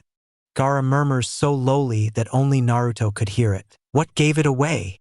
The leaf ninja gulps. You admitting that you thought your feelings for her were only friendship because you were too young to know any better. That's accurate, but you lack the self-awareness to realize it. The red head answers. What are you trying to say? Did you just call me stupid? Naruto twitches. I'd never call you stupid. I'm just saying you aren't terribly introspective. You tend to act on your feelings without wondering why you have them in the first place. The Kazekage clarifies. Oh, yeah. I guess that's true. He rubs the back of his head sheepishly. What you and the Uchiha have is love. It's a very twisted love because you are too oblivious to realize what it is, and she's likely in a very deep form of denial. But it is real. You two will end up killing each other, or as the popular saying goes, screwing like rabbits. Actually, the two are not mutually exclusive. It's quite possible that you might do both at the same time. He muses and takes a sip of his tea. Whoa, Gaara. The blonde says. Naruto didn't know what to be more shocked about. The fact that Gaara had said the phrase, screwing like rabbits, or that the redhead thought he was in love with Suki, and vice versa. He didn't even know how to respond to that. And you are still oblivious. When I was fighting her after the Chunin exams, I had her cornered. I would have killed her if you hadn't come in. You fought with your life to protect her even back then. If I am being honest with myself, that is what started to pull me out of the darkness. Realizing that it was possible to care for someone so much that your own existence's meaning paled compared to theirs continuing. Gaara continues on. I think that's the most I've ever heard you talk in one go. Naruto tries to lighten the mood. I talk when it's necessary. You need to hear it. I'm your friend. You are getting married now. It's important for your happiness and hers that you both face reality, or you will face a lifetime of hurting each other, intentionally or unintentionally. He finishes. You really think that she loves me? I mean like that. Naruto feels rather stunned. I know so. You wouldn't be breathing if she didn't. She wouldn't be breathing if you didn't. You've both had countless opportunities to kill each other, yet you never could manage to finish it. Gaara points out, I think you are reading way too much into this. Wait, did you feel that? The blonde suddenly looks around. The Uchiha's chakra and the other chakra is vaguely familiar. I can't place it though. He muses. That's Hinata's. Are they fighting? Naruto wonders horrified. It certainly feels like it. We should break it up before the Uchiha kills this Hinata. With that being said, they race off towards the girls. Naruto blinks. He saw Hinata and Suki going at it. Well, Hinata was trying to attack Suki. Suki seemed content to dodge and taunt the other woman. Gaara, you grab Hinata. I'll take Suki. Naruto shoots the redhead a desperate look. Got it. The Kazekage wraps a sandy hand around the Hyuga heiress. Sand. That means Gaara's nearby. Suki instantly braces herself. It's not him you have to worry about. She hears Naruto's voice in her ear and feels his arms wrap around her waist. Hinata, was it? Gaara pulls her to him. Yes. Now let me go. She squirms against his hold. I can't do that. You realize that it was nothing short of suicidal to challenge the Uchiha in such a fashion. He states, I don't care. She's going to hurt him again. She always does. Naruto deserves to be happy. He deserves a real marriage. The brunette wouldn't give up that easily, it seemed. You love him. He murmurs. Yes, but he doesn't love me. I won't let Naruto suffer needlessly though. Not for her. The Hyuga spits out the last word like it was a poison. Your loyalty and concern for him is admirable. But that is not your decision to make. Gaara tells her gently, Loser, let go of me. This is between Hinata and I. Suki growls at Naruto. Look, we both know that Hinata is wicked strong, but it's still not a fair fight. What are you two fighting about anyway? The blonde shakes his head. Suki looks away from him. She wasn't going to answer that. No way in hell. She doubted that Hinata would tell him either. Was it about me? Naruto sighs. Maybe. She admits. I talked to her at the hospital. I thought she understood. Naruto mutters. You talked to her at the hospital? No wonder she's going on like this. You led her on. Suki accuses. I did not. He protests. She thinks that I tricked you into marrying me or something. That I'm just going to hurt you and that's why she's acting stupidly. Suki growls. She's just trying to be a good friend. The blonde says, oh sure, take her side. Maybe you should be marrying her instead. Suki snarls at him. I'm not taking her side. I'm not taking anyone's side. I just don't want my wife and friend to hate each other. He yells right back at her. And let go of me. You don't get to touch me right now. The last Uchiha was fuming at him now. Naruto, I'm going to escort Hinata back to her family. Gaara calls out softly and releases Hinata, leading her off. Thanks, Gaara. Naruto sighs in relief as he sees that the two of them were leaving. They really didn't need to see this. The fight between him and Suki, that seemed to be what their relationship revolved around. Fighting and a little cuddling / making out. You're an idiot. She's clearly jealous. The Uchiha is doing what any self-respecting demoness would do. She's taking out the competition.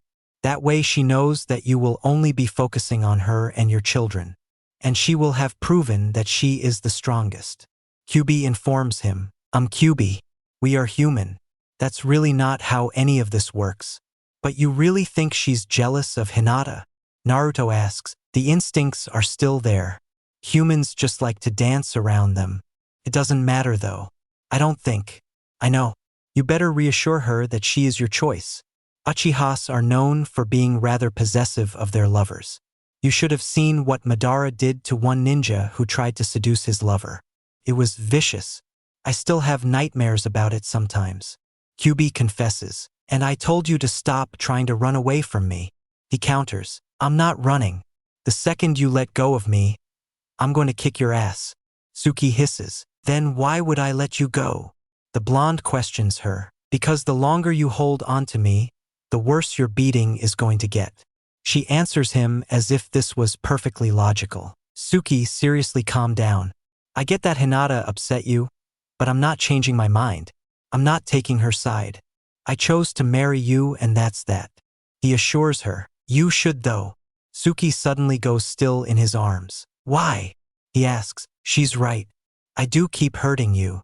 The last Uchiha admits, well, your elbow and kicks aren't exactly fun. But I'm fine. Naruto smiles at her. You know what I meant.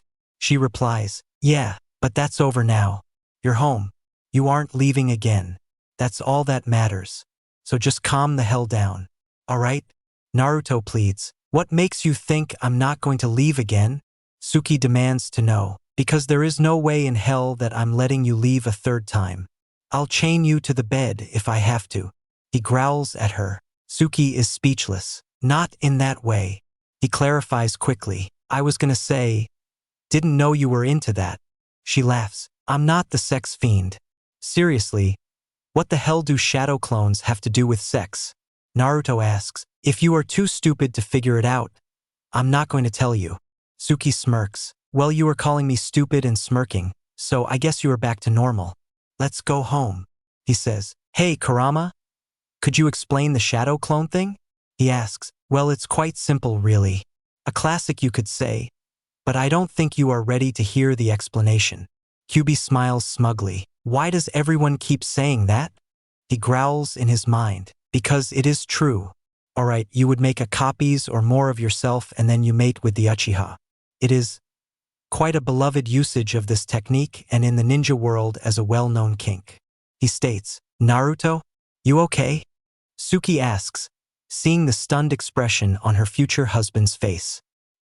His eyes were bulging and his mouth was opened wide enough to catch fish. You're such a pervert. Naruto yells, what are you talking about? She says and raises an eyebrow in such a calm way that it just flusters Naruto more. Kyubi told me all about the shadow clone fetish. He flails around helplessly. I didn't realize that the 9 tails gave people the talks.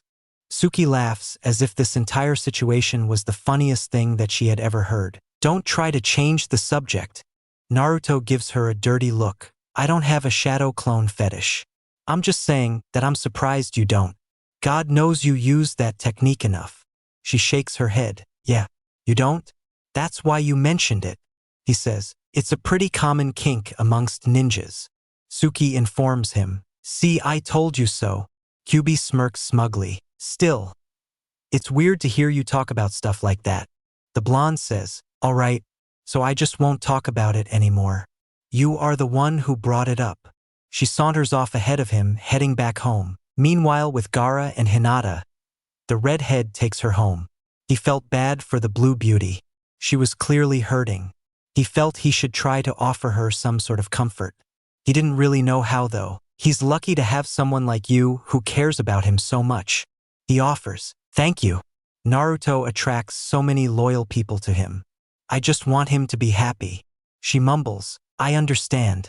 I hope you find happiness as well. You deserve it. He tells her. Thank you. That was nice of you to say. She offers him a smile. No thanks is necessary. It's true. He replies and heads off, trying unsuccessfully to get the imagine of her beautiful smile out of his head. Warning shower scene. Later that night, Suki was restless. She needed to clear her head. Hinata had rattled her cage, more than she ever wanted to admit. The last Uchiha thought maybe a nice shower might relax her. That's better.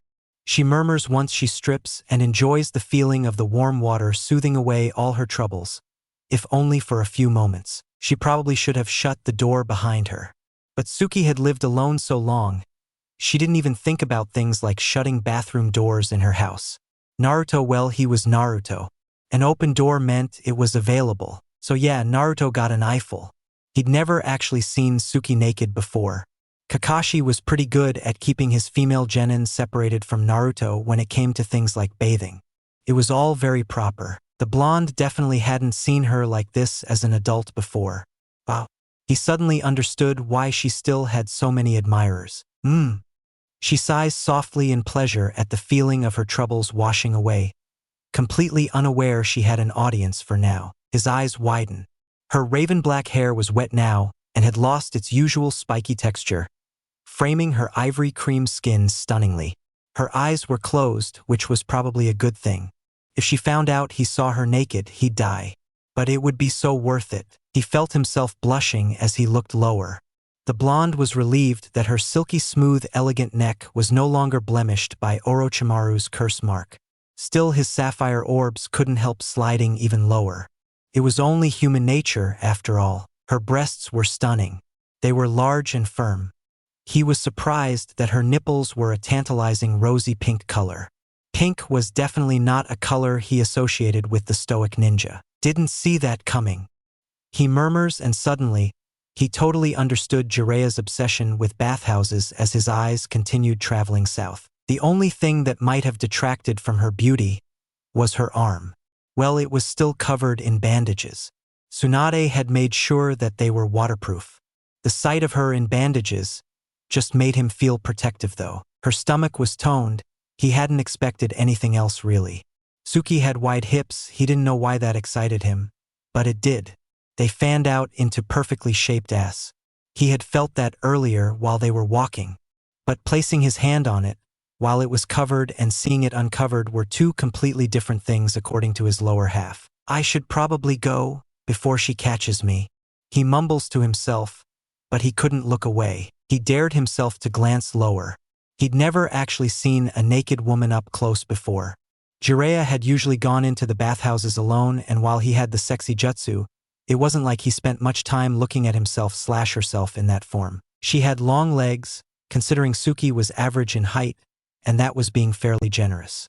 They seemed to go on forever and were so shapely. Her thighs were powerful looking. He wasn't sure where his brain drew that conclusion from, but he decided to roll with it. You are truly pathetic. She's your mate and you act as though you should feel guilty for looking at her. Kyubi mocks him. Shut up. She didn't give me permission to look. He says, she agreed to marry you. I'd say that counts as permission. Kyubi counters. Despite his bickering with Kyubi, his problem definitely wasn't going away. Fuck. He should probably head to the other bathroom and take a cold shower. An ice-cold shower. We are talking like snow country in the dead of winter level of cold. Yeah, that might help. Is someone there?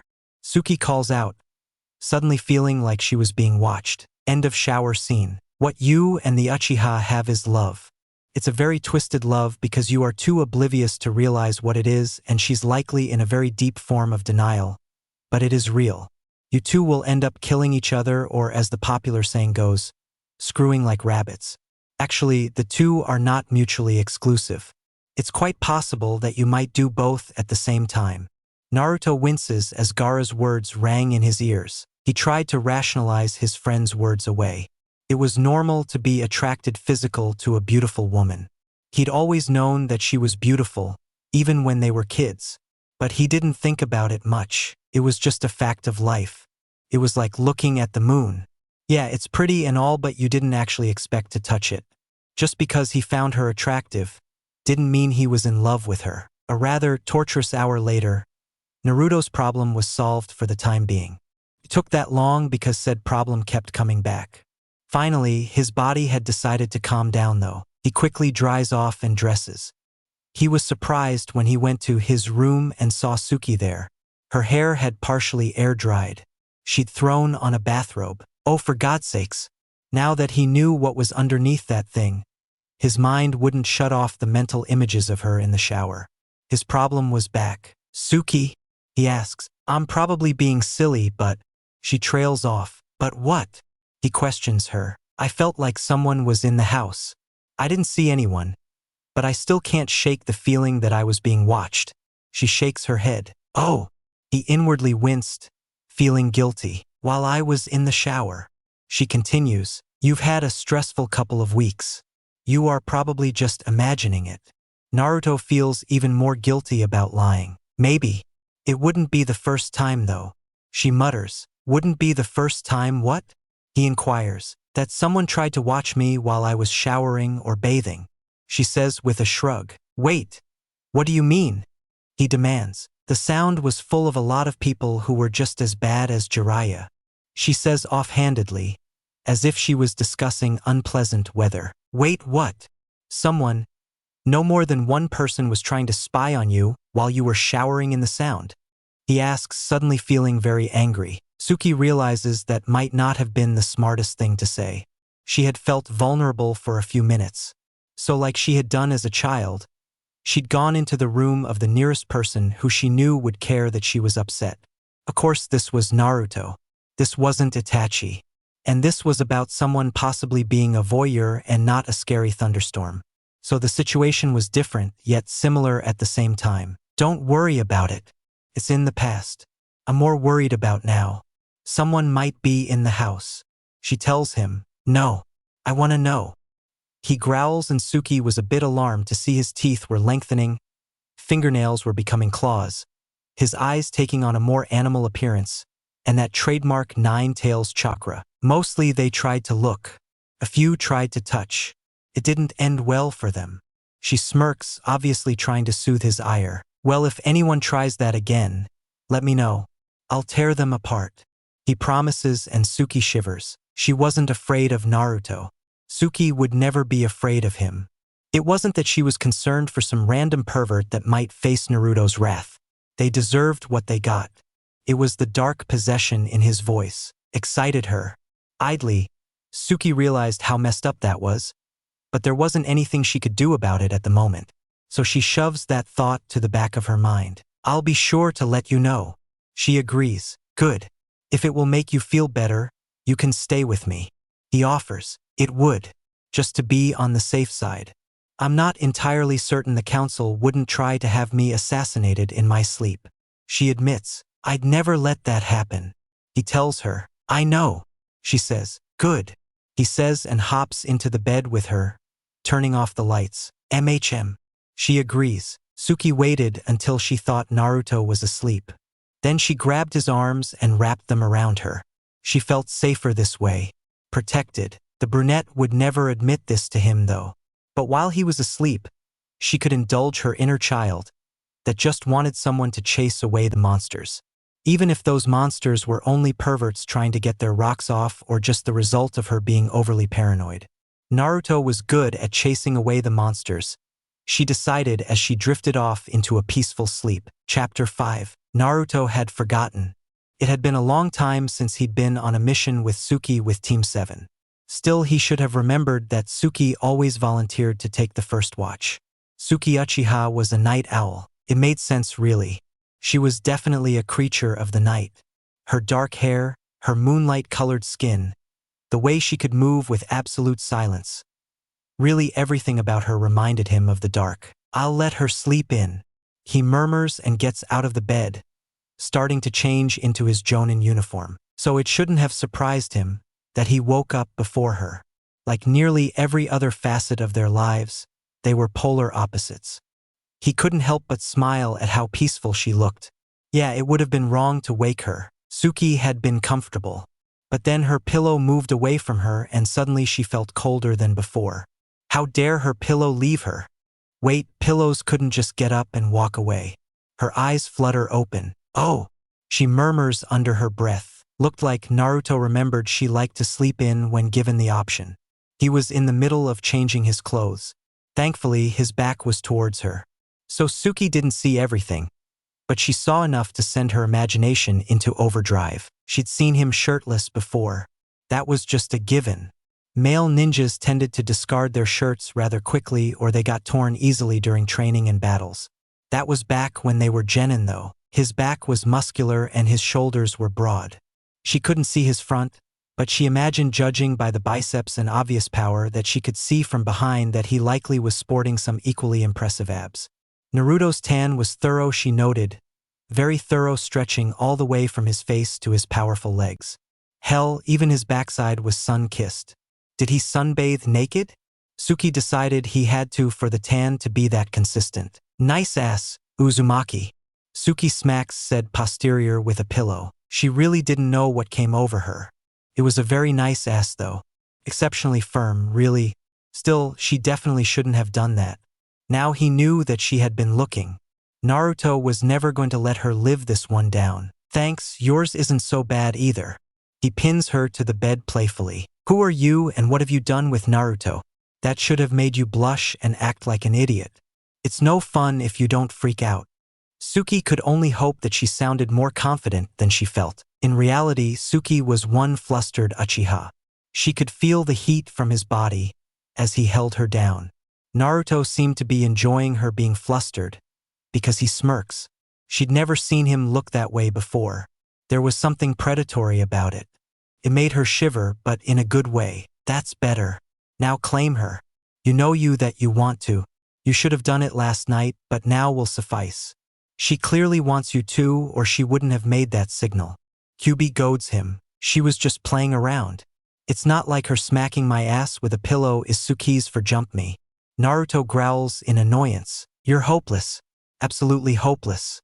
A real demon would have claimed her. Kyubi shakes his head and heads back to his corner of Naruto's mind. Silent for now. You're blushing. It's fun when you freak out. He mocks her. I'm not blushing. She protests. Yes, you are. Naruto was never going to let her live this down. They'd both been too caught up in each other to sense Kakashi's chakra. Kakashi hadn't been the Uchiha district since long before the massacre. He'd gone there a few times to pick up Obito for training. It was strange now, seeing it so empty. It didn't take him long to figure out which house was Suki's. It was the only one with the lights on. He knocked. No answer. Well, the door wasn't locked, so he let himself in. Naruto? Suki? Kakashi frowns when he didn't get an answer. The silver-haired ninja would be lying if he said that he wasn't worried. So naturally, Kakashi searches the entire house. Eventually, he winds up where the bedrooms were located. Unfortunately, he had been too worried to bother knocking. Well, I see that you two are getting along better than I expected. Sorry to interrupt. Kakashi smiles mischievously. Kakashi-sensei. Naruto flails and Suki blushes red as a tomato. No, it's fine. You are both adults and I can hardly lecture you. You are engaged. He chuckles. This is not what it looks like. Suki growls. You mean that Naruto isn't naked? On top of you? And you weren't blushing? The Hokage asks in amusement. Well, yeah, that part is true. But we weren't. She trails off. Restoring the Uchiha clan together? He offers helpfully. Exactly, she says. Well, of course not. That was more like foreplay. Still, I am sorry I interrupted. I knocked, but no one answered. I can see you were distracted. He chuckles. Kakashi, stop being a damn pervert. Naruto scowls. Says the man with his blushing bride pinned underneath him while he's naked. Well, almost bride. I can come back later if you need some alone time. I'm sure Sakura will understand. He adds, what does this have to do with Sakura? Suki raises an eyebrow and ignores the obvious innuendo for now. Well, you are scheduled to have your arm looked at. Your appointment was an hour ago. That's why I came to get you. Sakura was worried. You've never been late before. He explains. Oh, I completely forgot. I'll be there in a few minutes. Suki says and wiggles out from underneath Naruto. Great. Naruto. Gaara asked me to see if you would be interested in joining him for lunch. Kakashi adds. Oh yeah, that sounds great. Kakashi, would you freaking turn around so I can get dressed? He snaps at him. I'll just go wait in the kitchen. He says and walks out of the room. Suki clearly had already gotten to her room. She shut the door behind her. Naruto mentally pouts at this. It meant he wasn't going to get another view of her naked again. Then he slaps himself. She was his friend. He shouldn't be staring at her like some sort of pervert. Hey Naruto, I'm gonna head to the hospital to have my arm looked at. I heard Kakashi about Gaara. So I'll just see you later. Suki shouts through the door. Yeah, sounds good. Let me know what she says. He hollers back. I will. Suki says and she walks off with Kakashi. So I take it things are going well. Kakashi states slyly as they head to the hospital. Better than expected. She answers evasively. Were you planning on teaching him how to play doctor today? He chuckles. No. Suki glares at him as they arrive at the hospital. Well, that's unfortunate for him. I'm sure he'd enjoy it. He's always been rather playful. This is where I leave you, I'm afraid. The silver-haired ninja couldn't resist prodding her one final time before darting off. Suki, you okay? Why do you look like you want to punch someone? Sakura asks in confusion. Our former sensei is getting on my last nerve is all. She mutters and heads into the exam room. Kakashi does like to tease. How is your arm feeling? The pink-haired woman looks at her with concern. I don't feel it much really. The pain meds are really effective. The other woman answers. That's good. How about how it feels psychologically? The medic encourages Suki. Odd. Heavy. I have the urge to just cut it off me. Naruto wouldn't let me though. Feels like my body wants to reject it. The last Uchiha replies truthfully. That's natural. It would have been easier if you didn't wait several years. But it was gonna feel at best odd no matter what. Naruto wouldn't let you, huh? Sakura asks in amusement. I know and yeah. You know how stubborn he is. Suki shrugs. Yes. Usually you fight him though. Her green-eyed teammate laughs as she looks at Suki's arm. Usually, but 2 arms will prove useful. So no point in arguing over it. She answers. Your chakra pathways are connecting faster than usual. Have you been adding an extra treatments that I should know about? Sakura questions her curiously. Naruto rubs it a lot. He says it stimulates blood flow or something. She admits, it does. It also stimulates chakra flow. Well, it looks good so far. Just keep changing your bandages regularly. You can try to move it a little bit now, but take it easy. It's going to be very painful at first and don't try to use chakra with that arm yet either. She warns her. I won't. Suki promises. So what's this I hear about an epic love story and a hot training session leading to a proposal? Sakura asks in a way that said, don't even try to bullshit me. You are going to tell me the truth. We decided it would be better to try to make the marriage look real to the public. Helps me assimilate back into village life if they think their hero loves me and vice versa. That and I'll admit I enjoy fucking with the council's heads after everything. She confesses. I thought so. Who came up with that love story? Sakura giggles. I did. Suki answers. Really? I always thought that Naruto was the romantic of you two. Her teammate looks positively shocked. I can be when I want to be. Besides, I know this village. I know what they want to hear. They all bought it like the suckers they are. Suki smirks at the thought. Speaking of sucking, Sakura just wouldn't stop giggling. Sakura, don't go there. Suki glowers at her friend. What's this about you playing doctor? Obviously, the pinkette possessed 0 survival instincts. Oh, that's it. Suki lunges at her and the 2 women roll around on the floor in their play fight. Just saying, if you want to restore your clan, he'd probably warm up to the idea a lot faster if you showed him some affection. You can use your mouth for things other than breathing fire. You know that, right? She laughs and tries to dodge Suki's punch. It's disturbing how much you think about the 2 of us like that. Suki scoffs. We are friends. Friends talk about their boyfriends with each other. Well, in your case, husband. Besides, everyone is curious. You two fight so viciously. So that means your cuddle time has to be pretty amazing. I mean, there is a lot of passion there. Sakura laughs madly. Non-existent. Suki answers her. Really? Sakura blinks in confusion. He's just marrying me to prevent me from going to a show trial. They'd find an excuse to execute me. You know, Naruto, he'll always protect me. No matter how stupid it is to do so. Suki continues. And that doesn't tell you anything? The pinkette smacks her forehead in frustration. That he has a hero complex and he's loyal to the point of stupidity, yes. Yes, it does. Suki nods sagely as if that explained everything. Sakura just shakes her head. Meanwhile, elsewhere in the village, Naruto meets up with Gaara. The blonde asks his friend if he wants to see his new home. Gaara seemed a bit skeptical at first. Are you sure that's a good idea? The Uchiha wouldn't be upset. He questions. I doubt she'll mind. Besides, she's gonna be at the hospital for a while. She got her arm replaced and is getting a checkup. The blue-eyed ninja grins at him. All right, I am curious to see the district, actually. The Kazekage admits as he follows his friend. Great! Naruto takes the redhead to their home. It's rather large. How big was her clan anyway? The redhead muses. She said a couple hundred people. So Gaara, what would you like? Suki's kinda a health nut. So if you like rabbit food, we have lots of that. Plus I have ramen. Some steaks too. He laughs as if he had just let the other man in on some great secret. Streak sounds good. Gaara replies, all right, do you know how to cook?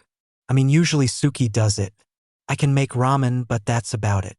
Naruto blushes in embarrassment. Yes, I can make them. The Uchiha actually cooks? For you. Gaara was clearly shocked. Yeah, I guess she's worried I'll burn the house down or something. She's really good at it too, he says. The Uchiha as a doting housewife. Now I've seen everything. The Kazekage shakes his head, preparing the meal. The Kazekage cooking. Now I've seen everything. The blonde taunts him. I deserved that one. So how is it going? Besides the fight with Hinata? A pair of seafoam green eyes stare at Naruto in concern. Well, it's different than I expected. She seems fine with the whole pretending thing. Didn't realize she was such a good actress. Well, I think the journey kinda mellowed her out a bit. Normally, she wouldn't let me touch her if we weren't fighting. But now, well, we've slept together a couple times. He says, really? How was it? Who topped? I guess that does explain the cat fight. The redhead chuckles. Not like that, you pervert. I mean actual sleep, not the other kind. He exclaims, Naruto, she's going to be your wife. There's really no need to get so flustered about it. Gaara offers. I'm not flustered. He protests. If you say so, my friend. The redhead tries his best not to laugh. I do so say so. The blonde confirms. So you are saying she let you sleep by her? That's unexpected and more affectionate than expected. That's a good sign. So, anything else happen? Gaara looks at him curiously. If I tell you, you won't tell anyone, right? I mean, it's kinda driving me crazy. I have to tell someone about it. If I tell her, she'll Chidori my nuts off. Naruto says, yes, I could see the Uchiha using that technique for castration. She can be quite vicious. You have my word. Whatever you say to me will be held in the strictest confidence. Gaara assures him, I kinda saw her in the shower. Naruto admits, and you are still alive? The Kazekage eyes widen in amazement. She doesn't know that I did. He mumbles, aha. Gaara says, I mean, I don't want to get the hell beaten out of me. I couldn't fight back. I deserve it. But she saw me when I was changing. My back was towards her though, so she didn't get the full view like I did. Then she slapped my ass with a pillow and said, nice ass, Uzumaki. But I think she was just trying to mess with me. She does that. The blonde couldn't help but feel by how fast and furious the words were pouring out of his mouth. Yes, she does do that. You're right. It is difficult to tell with her. Without going into details, a simple yes or no will do. Did you find her attractive? The redhead questions. I know it's wrong to look at a friend like that, but yeah. No one can look at Suki and think she isn't beautiful, he says. Gaara rolls his eyes. His friend needed some sense slapped into him. He was just the Kazekage for the job. His sand forms into a human-sized hand and gives the blonde a good smack to the back of the head. Oh, what was that for? He whines. I'm slapping some sense into you. Gaara explains. Geez. The blonde growls. You are going to get married. She's no longer just your friend. She's going to be your wife. It is a good thing to be attracted to your wife. There's no reason to feel guilty. It is not like you intentionally were spying on her. Gaara's sand gets a few more slaps in. Oh, damn it. Gaara, cut that out. Naruto demands. I'll cut it out when the point successfully makes it through your extremely thick skull. The redhead says smoothly, unconcerned about the fact that Naruto looked like he wanted to kill the youngest Kage. All right, you're right. I shouldn't feel guilty. It's only natural. He trails off. That's better. Gaara says approvingly, and he retracts his sand for the moment. Yeah, still if she finds out, I am going to so fucked.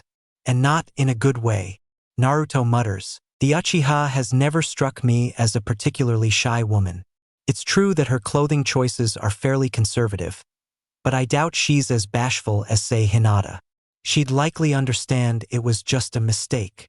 Gaara reassures him. Thanks for taking Hinata home, by the way. I feel horrible about all this. She's so nice. I know she liked me, but I just don't, you know? He lets Gaara fill in the blanks. Feel that way about her? I understand. I think she's beginning to understand. You always liked doing things the hard way. So it's not surprising that you would ignore a beautiful woman who would do anything you ask, in favor for a beautiful woman who has nearly killed you multiple times. Honestly, I'm starting to wonder if maybe you aren't just a masochist. The redhead ponders out loud. I am not a mas. Wait, what does that even mean? Naruto asks. Someone who is sexually aroused by pain. The other man smiles at him teasingly. Oh, no. I'm definitely not that, and where do you learn that word from anyway? The blonde demands. Good to know, and Kakashi sent me a copy of one of Jireya's books for my birthday. That's where I learned it from. Gaara laughs as if it was the most obvious thing in the world. What's good to know? Naruto, what's Gaara doing here?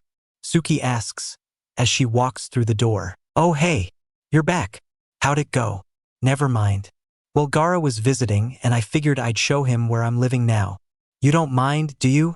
Naruto gulps a bit nervously. Well, he did try to kill me, but in all fairness I gave him a scar and attacked the Kage summit later on. So I guess we are even. She shrugs casually. I don't have an issue with you, Uchiha. I wanted to thank you for killing Deidara, by the way. He adds as an afterthought. Oh, that's right. He's the one who kidnapped you, wasn't he? Suki says. Yes.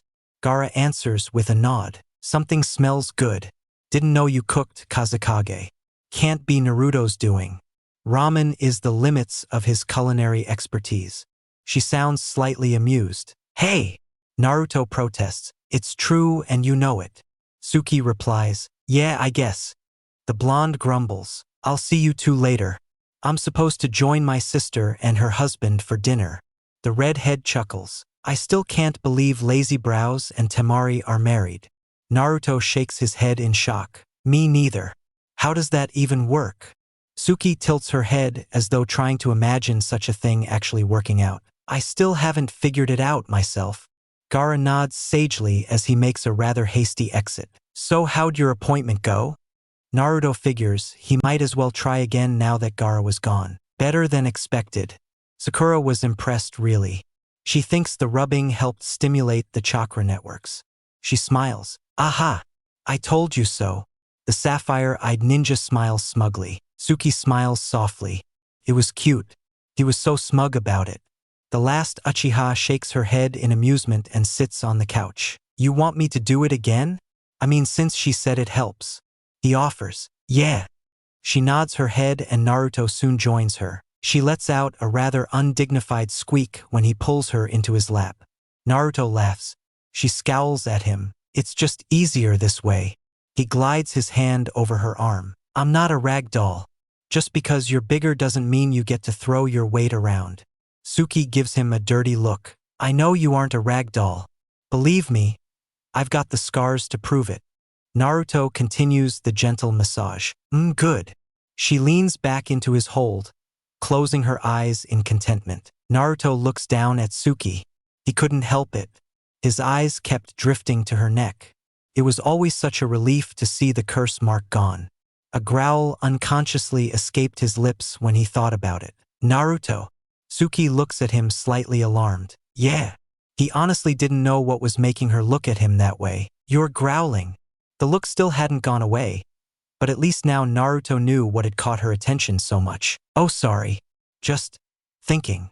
He probably shouldn't growl at her if it freaked Suki. About. The brunette questions. The curse mark. Naruto sighs because there really wasn't any point in lying. What about it? It's gone. Suki inquires in confusion. I know. I'm just really glad it's gone. I didn't like seeing it on you. He acted like you were his toy. He growls again. Doesn't matter now. It's gone. She assures him. He didn't know why, but it set him off like nothing else. Even thinking about seeing that mark on his neck made him want to tear something apart. A dark possessiveness rose up in him. For some reason, he suddenly really wanted to lay some sort of claim on her. Something that other people would see. Suki gasps when she feels Naruto's teeth on her neck. He was biting her. It didn't hurt. It was a light bite. The brunette squirmed and tries wiggle out of his lap. Stay. He gives her a warning look. Suki wisely decided to stay put. Maybe Kyuubi was messing with him somehow. Kyuubi was a fox demon. It would explain the biting. Either way, Naruto's teeth were beginning to feel suspiciously sharp. Too sharp. Fuck. She decided not to move. She didn't want to get a chunk of her neck ripped out. Good girl. He murmurs and begins to alternate placing kisses, licks, and bites along her neck. NHHH. Suki arches back into him more, moaning, and tilting her neck to the side. Better. At least you marked her. For a few days anyway. Kyuubi practically purrs with approval. I what? Naruto asks. I imagine those love bites will be visible for at least a few days, and it seems that she does enjoy receiving them. Kyuubi clarifies. Shit. Damn it. Suki. I'm so sorry. He says. It's okay. It was just necking. She shivers, still remembering the feeling of his hot mouth on her neck. I shouldn't have done that without asking first. I didn't bit you too hard, did I? He asks in concern. Naruto, I lost my arm in the war. I think I can handle a few nips to my neck. Besides, I think you went Kyuubi. It's not like you did it on purpose. She reasons, being surprisingly forgiving about all of this. Went Kyuubi. He looks at her completely baffled. Sometimes, you act like a fox.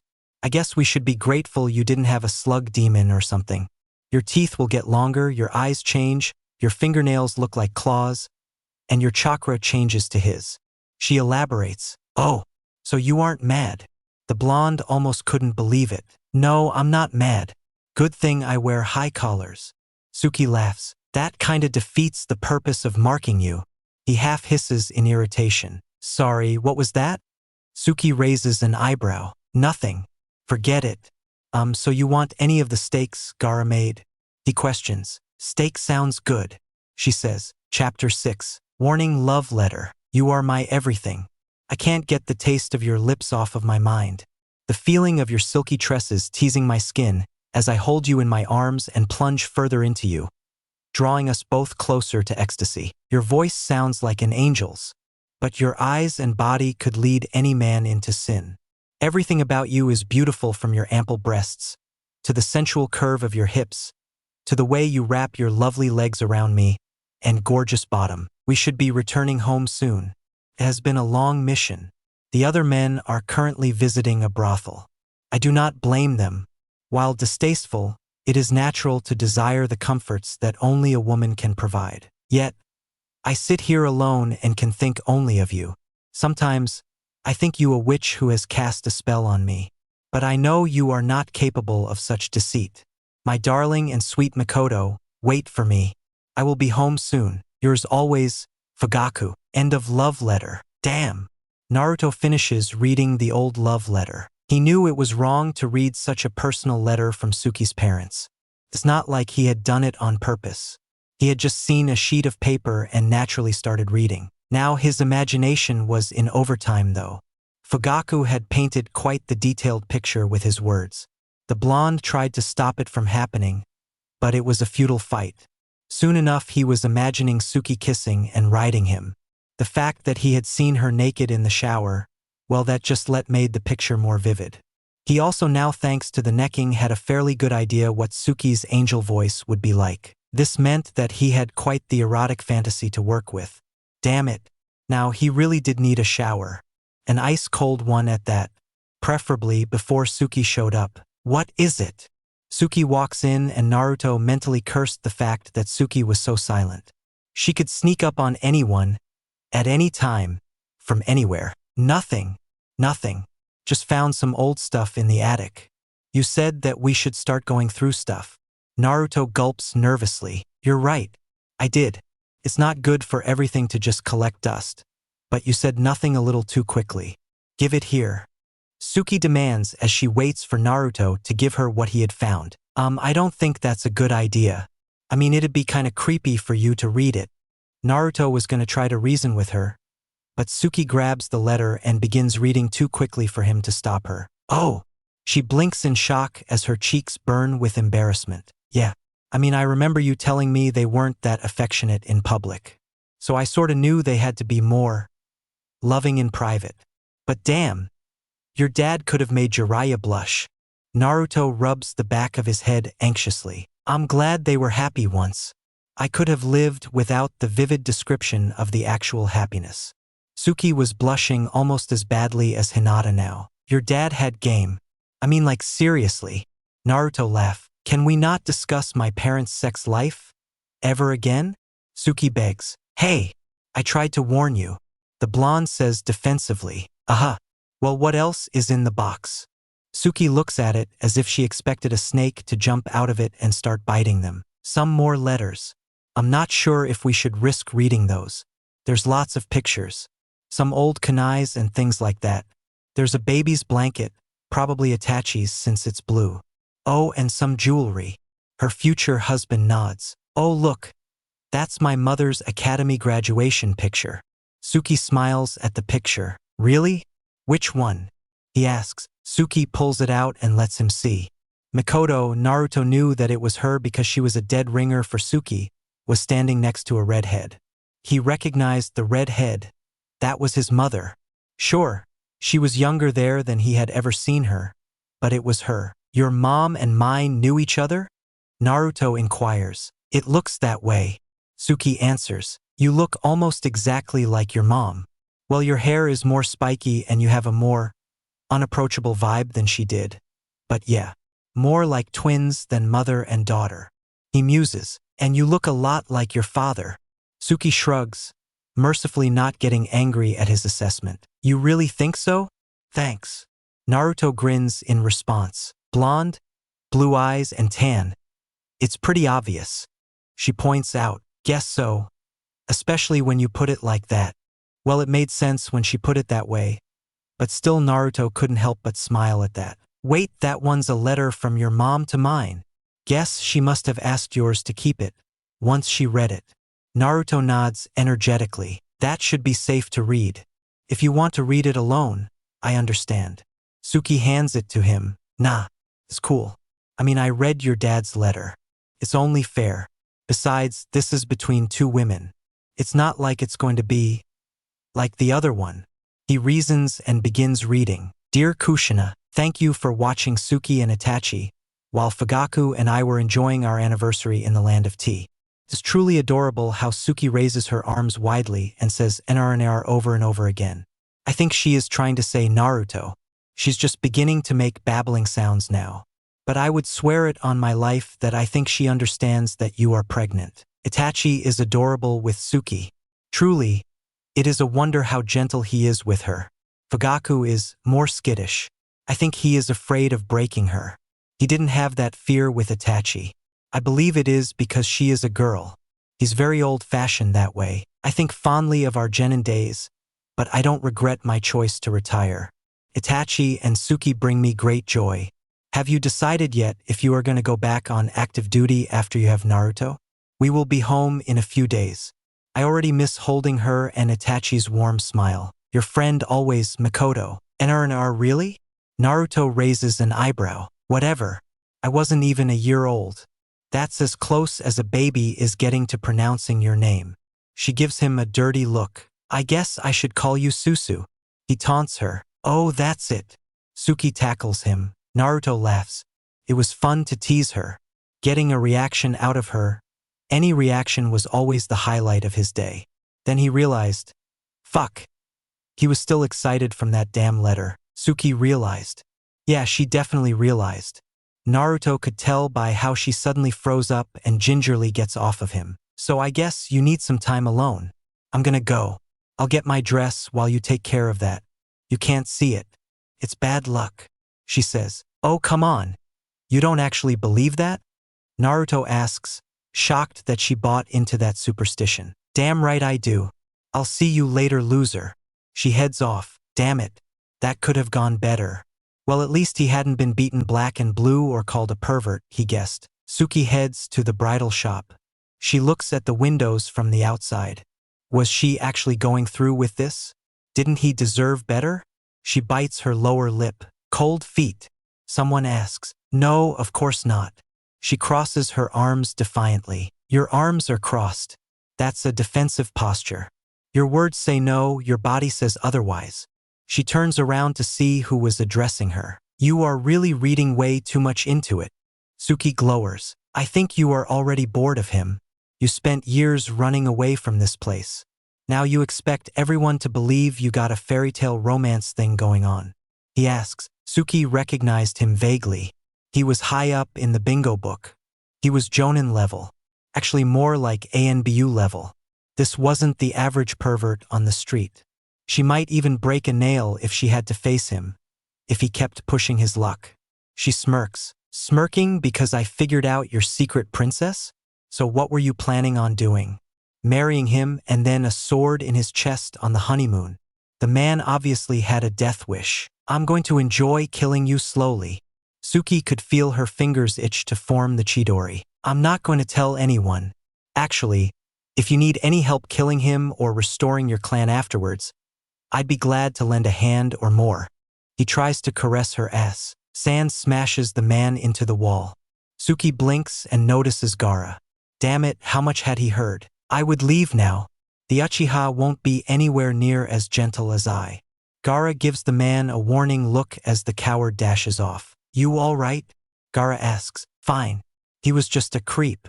Suki mutters bitterly. A creep who is highly sought after in the bingo book. The red head states, you recognized him too, huh? She questions. I memorize every face in that book. So yes. So, wedding dresses. Not a topic of which I can boast of being an expert, but I did sit through my sister's selection of one. He muses. Are you offering to help me shop for a wedding dress? Suki snorts at the thought. I suppose I am. The red head nods. I'll try to be less torturous about it than Temari surely was.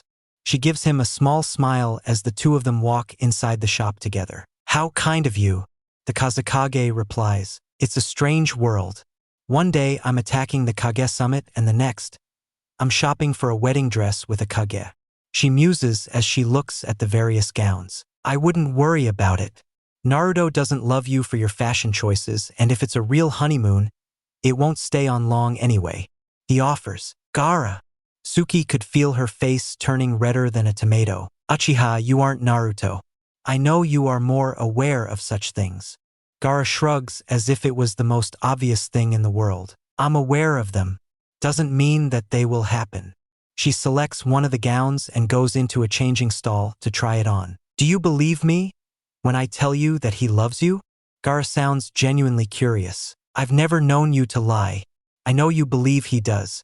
He loves me as a comrade, as a teammate, as a friend, and as a sister, not as a lover. She answers. Those hickeys on your neck tell me that last part is most certainly debatable. Don't even try to deny that they are from him. We may not be friends, but I know you well enough to realize you are many things, but unfaithful is not one of them.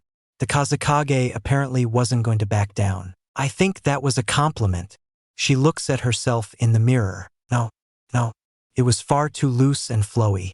Suki would trip on this thing while going down the aisle. It looked better on the rack. And I think you are avoiding answering my question. Gaara shoots her appointed look. She comes out. Suki places the dress back where she found it. The last Uchiha looks at the other options. Lace, silk, satin, so many choices. Uchiha. He says warningly. All right. Yes, the hickeys are from him. She admits. I thought so. You don't give someone you view as a sister marks like those. Well, not unless you are a very sick individual. He adds as an afterthought. They don't count. Not really. She says as she runs her hands along the silken fabric of one of the dresses. What do you mean, they don't count? He asks, utterly baffled. He was going QB. She answers him. And that means what exactly? The Kazekage asks. Sometimes QB rubs off on him a bit. He acts like a fox. He takes on some fox-like traits. His teeth get sharper, his eyes become slits, and things of that nature. His personality becomes more aggressive, more animalistic. Suki explains. And you don't view his actions in that state as sincere? The man asks. Yes and no. I don't think he has control of himself like that. They're sincere. Sincerely QB. She responds. Do you really think the fox demon is responsible for giving you love bites? Gaara inquires. Sorta. He might not like me much, but he knows that we are engaged. So I'm his mate. I'm strong. I'm of reproductive age. So yes, I think he'd probably want to mark me. Scare away the other males. She answers. Have you talked to Naruto about these concerns? The Kage questions. Not exactly. I told him that I knew he was going QB, but we've never really discussed it at length. The brunette answers honestly. I think that's just an excuse you use. You aren't Naruto. Naruto has always missed the obvious. You don't. Do you love him? He asks. Do you love him? It was amazing what 4 little words could trigger. Suki suddenly felt unsteady. She felt like her knees would buckle under her. Such power a simple question evoked. With Gaara at least she could be honest. Suddenly 1,000 images flashed through her mind at once. At first they were from their Team 7 and Academy days. A fight she'd had with him as a small child at the Academy. The kiss. Silly things like how they had competed at everything from who could eat the most to who was the fastest. Trying to get rid of Kakashi's damn mask. The fight with Haku. The Chunin exams. Quickly her memories caught up with the present. The hurt in his eyes when she left. The valley of the end. Meeting again years later. The war. Coming back. Leaving again. More pain in those beautiful eyes of his. Her coming back. The kiss and the hickeys. His naked form. And his gentle touch as he stroked her newly transplanted arm. Yes, but I can't tell him that. My love is a death sentence. It always has been. She murmurs. Well, at least you admitted it. He's still in denial.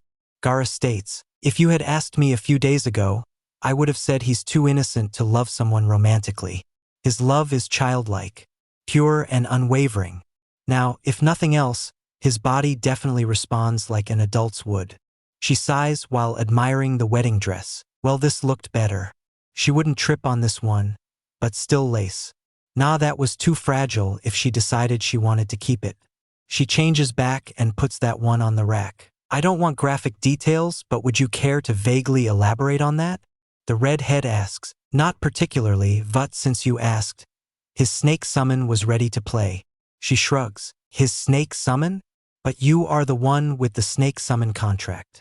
Gaara looks confused. The other snake summon. The last Uchiha smacks her forehead. Oh. Well, he did admit that he was attracted to you when he told me about accidentally walking in on you while you were showering. He muses. He what? She demands. Forget I said that. The Kazekage gulps in terror. No way in hell. That bastard. I can't believe him. I told him that I thought someone was in the house and he didn't say anything. She growls. You just admitted to being in love with him a minute ago, and now you're calling him a name? Gaara looks at her in an utterly baffled way. I never said that I was logical when it came to my feelings. She mutters. Well, you got me there. Maybe you should stay here for a while, until you calm down. He He offers, "You're right. I should be rational about this. It was going to happen sooner or later. I mean, we are living together." The raven-haired woman shakes her head. "That's right. Good Uchiha." Gaara nods approvingly. "Gaara, I'm not a dog." Suki twitches. "You're right. You've always struck me as more of a cat person." He concedes. "Aha." Suki looks around at the other dresses. Took another half hour. She found another dress to try on. Suki had always believed herself to be immune to such sentimental notions as a wedding dress. A dress was a dress, but she had to admit that she liked this one. She smiles and changes back to her regular clothes and then pays for it. Warning lime. Naruto growls in frustration. Fugaka's love letter combined with seeing Suki naked in the shower had sent his imagination into overdrive. Honestly, before the kiss and the shower incident, he'd never thought about her or anyone specifically that way. Yes, he had fantasies like anyone else, but never about anyone he knew. He should have known, though. It really wasn't healthy to be as focused on one person as he was on Suki. His need to get her back had just made hormones take a backseat. Now they definitely wanted to punish him for ignoring them. To make matters worse, she had seen the state he was in and left. She just blamed the letter and he guessed. He should be happy that she didn't kick his ass for getting turned on by her father's love letter. But that's all she thought it was. She didn't know that he was picturing her when he read it. Fuck! He hisses in pleasure as strokes himself faster, imagining his own hand being replaced by a smaller and paler one. Suki gets home. She doesn't see Naruto. Frowning, she goes looking for him. She'd been gone at least an hour. The last Uchiha wasn't exactly an expert on the subject, but she figured he'd be decent by now. Yeah, she was wrong. Naruto's stamina apparently applied in other areas such as self-pleasuring. She hears him hiss. Fuck! Naruto hisses and Suki shivers. She was standing in the hallway. He at some point must have been gone back his room. The door was open, but she was pressed against the way and out of sight of it. It was wrong. She knew that, but it was like staring at a tornado. You knew that you should get the hell out of there, but you just stood there frozen. Well, in Suki's case, it wasn't staring, more like listening, but she wasn't going to argue over technicalities like that. Suki felt herself shiver again. Naruto was loud. He was actually growling in a way that heated her blood. This was animalistic. She squirms a bit as the sounds of his pants, moans, and growls started to affect her. She'd never thought of herself as a voyeur, but Naruto had a way of proving her wrong. Suki! He practically snarls her name and she feels herself blush. Guess Gaara wasn't lying about him being attracted to me. She mutters. Still, being attracted to her and being in love were two different things. Most people were attracted to the one they loved, but you could find someone physically appealing without being in love. She knew Naruto, though. He never did anything halfway. They were both so screwed and not in a good way. The brunette bites her lower lip and mentally curses. She'd only wind up hurting him again.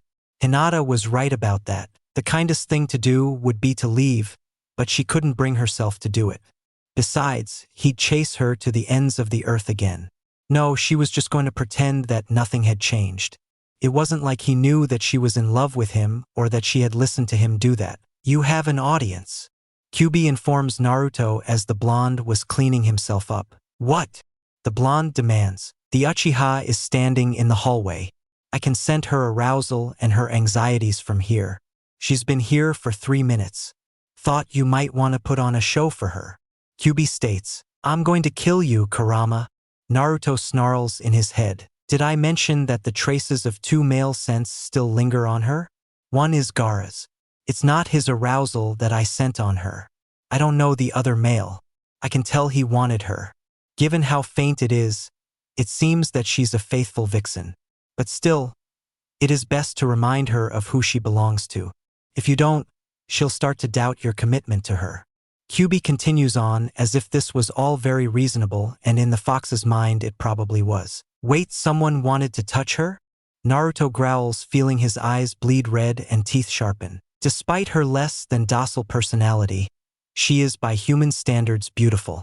It's not surprising another male would try to claim her since you clearly are not capable of it. Kyuubi taunts him. Fuck you, Kurama. Naruto growls. Wouldn't you rather be doing that with her? He continues goading him and then flits off into the back corner of Naruto's mind. You know it's really not nice to spy on people like that, Naruto says and pushes her against the wall. Naruto, Suki starts to say and then realizes she had nothing. What sort of excuse could she come up with? It was an accident? It had started that way at the beginning. She supposed she could say she was going to confront him about the shower thing. But it was one thing to accidentally see someone just showering. It was another to listen as the other person got off. It's okay. I'm not mad. He tries to reassure her. You aren't. She watches him warily. No, we live together. It was bound to happen sooner or later. The blonde smiles, trying to make this less awkward. Yeah. Suki nods her head, not believing her luck. You know, sometimes it's kinda nice having a fox demon inside me, Naruto murmurs as he leans over and whispers into her ear, his breath hot against her neck. Why? Those dark orbs of hers were now shimmering with confusion. His sense of smell is better than mine. A lot better. Naruto smirks. I don't get it. Which was true because Suki definitely didn't get it. I can smell. Well, I guess I should say he can smell two men on you. One's Gaara. I trust Gaara. I know he wouldn't do anything with you. The other, I don't know. But he wanted you. I don't like that. He growls. Are you seriously jealous? She looks at him in disbelief. No. I know you didn't touch him. Kyuubi's nose can tell me that too. You were a good girl. He licks her ear. Naruto, I think you are going Kyuubi again. She warns him. Maybe a little. The blonde admits. Then maybe you should let go of me. Suki nods at him. I don't want to, and I know you don't want me to either. The blue-eyed ninja tells her. What makes you say that? Suki asks, torn between curiosity and worry. He can smell more than just the people you've interacted with. He can scent that you liked listening. I never figured you for a voyeur. He states. Naruto, that... damn it. She says. It's okay. I'm glad you did. I'm gonna be so fucking happy when we are married and the others know that you are mine. I would have killed him if he touched you. He murmurs darkly into her ear and then suddenly kisses her. She shivers at his tone. The brunette, when she heard him say that, didn't doubt for a minute that as it was now, he meant it. Before she could respond, he kissed her. So she kissed back, wrapping her arms around his neck and returning it with an equally possessive passion. Naruto growls in approval and she felt herself being shoved against the wall roughly. It didn't really hurt, but it was enough to surprise her. She wraps her legs around his waist for balance. Mine, he murmurs, breaking the kiss just long enough to say, and then returns to branding her with his mouth. Suki could only nod. It was all that she could do to keep up with the whirlwind that was his kiss. But fuck, it felt good. No one else can touch you like this. Not now, not ever. He tells her and Suki gasps when she feels him grab her ass and another hand slide her pants off. I wasn't going to let them. She pants out. Good, and I'm not going to let you leave me again. Never again. He continues these declarations, or were they orders? She squirms wildly when she felt his hand slide underneath her panties. Oh fuck, he was touching her there. She blushes scarlet. Kyuubi wasn't lying. He murmurs in wonder. I really need to talk to that furball about respecting other people's privacy. She rolls her eyes at the nine-tailed fox's antics. You can talk to him later. Naruto curiously glides his hand along her, drawing a moan from the brunette and causing her to buck her hips in response. NHHH. She cries out. You're so sensitive. He murmurs approvingly, eyes still red. If I grabbed you by the dick, you'd probably be sensitive too. She huffs. Gods and goddesses, you've always had such a sassy mouth. Not this time though. You don't get to avoid this with sarcasm. He silences her with another kiss. Suki moans and returns it. Was this actually happening? That's when Naruto's thumb brushed against her clit. She didn't know if it accidental or not, but she felt embarrassed by the wanton moan it drew from her. Do that again. The blonde rushes his thumb in the same spot, eliciting another moan from her to his great pleasure. Fuck, Naruto. She pants. I like it when you say my name like that. He admits and marvels at how wet she was. He did that. Naruto made her wet. He was the one making her moan. The blonde felt proud, and he'd never been so turned on in his life. Maybe that was why he was growing so much bolder than he normally would have been. You're so wet. Are you going to come for me, Suki? He growls into her ear. Naruto awi. She pants and tries to focus. This wasn't a good idea, and she knew that. She just couldn't remember why. No, just enjoy it. Don't overthink it. He orders and slides a finger inside her. Fuck! She moans and squirms wildly. He'd never touched a woman like this before. The future Hokage had nothing to compare it to. But instinctively, he knew that Suki was hot, wet, and tight. He was a little worried that maybe he'd do it wrong. What if she didn't like it? What if he hurt her? But judging by the way she moaned and was writhing against his touch, he decided that wasn't something he needed to worry about. Instinct could be a beautiful thing. See how much better it is when you aren't trying to get away from me? He whispers and kisses her neck. Suki tilts her neck to the side. That just excited him more. He loved marking her neck up. He was going to have to burn her high-collared shirts, though. Everyone should be able to see his hard work. That's when he decided to add a second finger and move them faster. Naruto! Suki screams out his name as her orgasm hits her like a raisin gun. Fast and strong as Naruto slides his fingers out of Suki. End of line. God, you're beautiful. He mutters and pulls her even closer to him, as she pants trying to come down from the high that her release gave her. Finally, that's better. Well, it should be at least enough to keep her from considering other men for a while anyway. Kyubi says. Naruto was irritated when Kyubi flashed him a picture of a presumably black-furred vixen, being surrounded by likely male foxes. It seemed it was normal for multiple males to try to win over a female, but she'd only choose one raise children with. She might couple with others, but only one got the honor of being a den mate. Foxes could change partners every year, stay together for a few years, or be a mated pair for life. In Kyubi's mind, apparently this depended on whether or not the male was good at satisfying the female and how well he could hunt. Just shut up, you pervert. Naruto growls at him. Didn't know that. The blonde was suddenly distracted by the sight of Suki's ruby-red eyes clouded over with pleasure. Didn't know what? She mumbles. That your Sharingan activates when you're aroused. He says, you are such a loser. She mumbles, but snuggles into him. I don't think so. I mean, I got you back, didn't I? The blonde asks. Yes, you did. The brunette answers. And I'm not letting you go again. He tells her, I'm not going anywhere. She reassures him. Good, he says and holds her tighter. Suki goes quiet. She didn't know what to say now. She knew that their relationship had just been changed significantly. It was one thing to kiss to practice for the wedding. Even the necking could be overlooked because she was pretty sure that Kyubi played a heavy hand in that. But him crying out her name as he came and touching her so intimately, that was well past the boundaries of friendship. They were quite lovers yet, but they were closer to being that than just friends. Chapter 7. If you let go of me, I can return the favor. Suki murmurs. Wait, what? Naruto looks at her in shock as he blushes about 10 shades of red. It's only fair. The last Uchiha points out, and privately she was a bit amused at how suddenly bashful Naruto was. You don't have to. It's not like there's a scoreboard or anything. Naruto wouldn't stop blushing. Your chivalry is touching. Really? I'm not Hinata though. I don't need it. She saunters off, casting a look over her shoulder at him as she heads to her room. Wait, what's that supposed to mean? The blonde demands as he follows her. Just what it sounds like. Suki sits on the bed, crossing her stunning creamy legs in such a way that Naruto got a good look at her choice in undergarments, silk white tiger pattern today. I don't know if that's a slam against Hinata or if you are jealous. Obviously, the lovable idiot was having a hard time reading her. It's a slam against your perfect, pretty little princess. Suki wasn't proud of it, but she was now half snarling. Whoa, you are really jealous. The blue-eyed ninja blinks. I'm not jealous. Suki scoffs and grabs Naruto, pinning him to the bed. Yes, you are. Naruto couldn't help but laugh. I'm not. I can do something she can't. She smirks. What's that?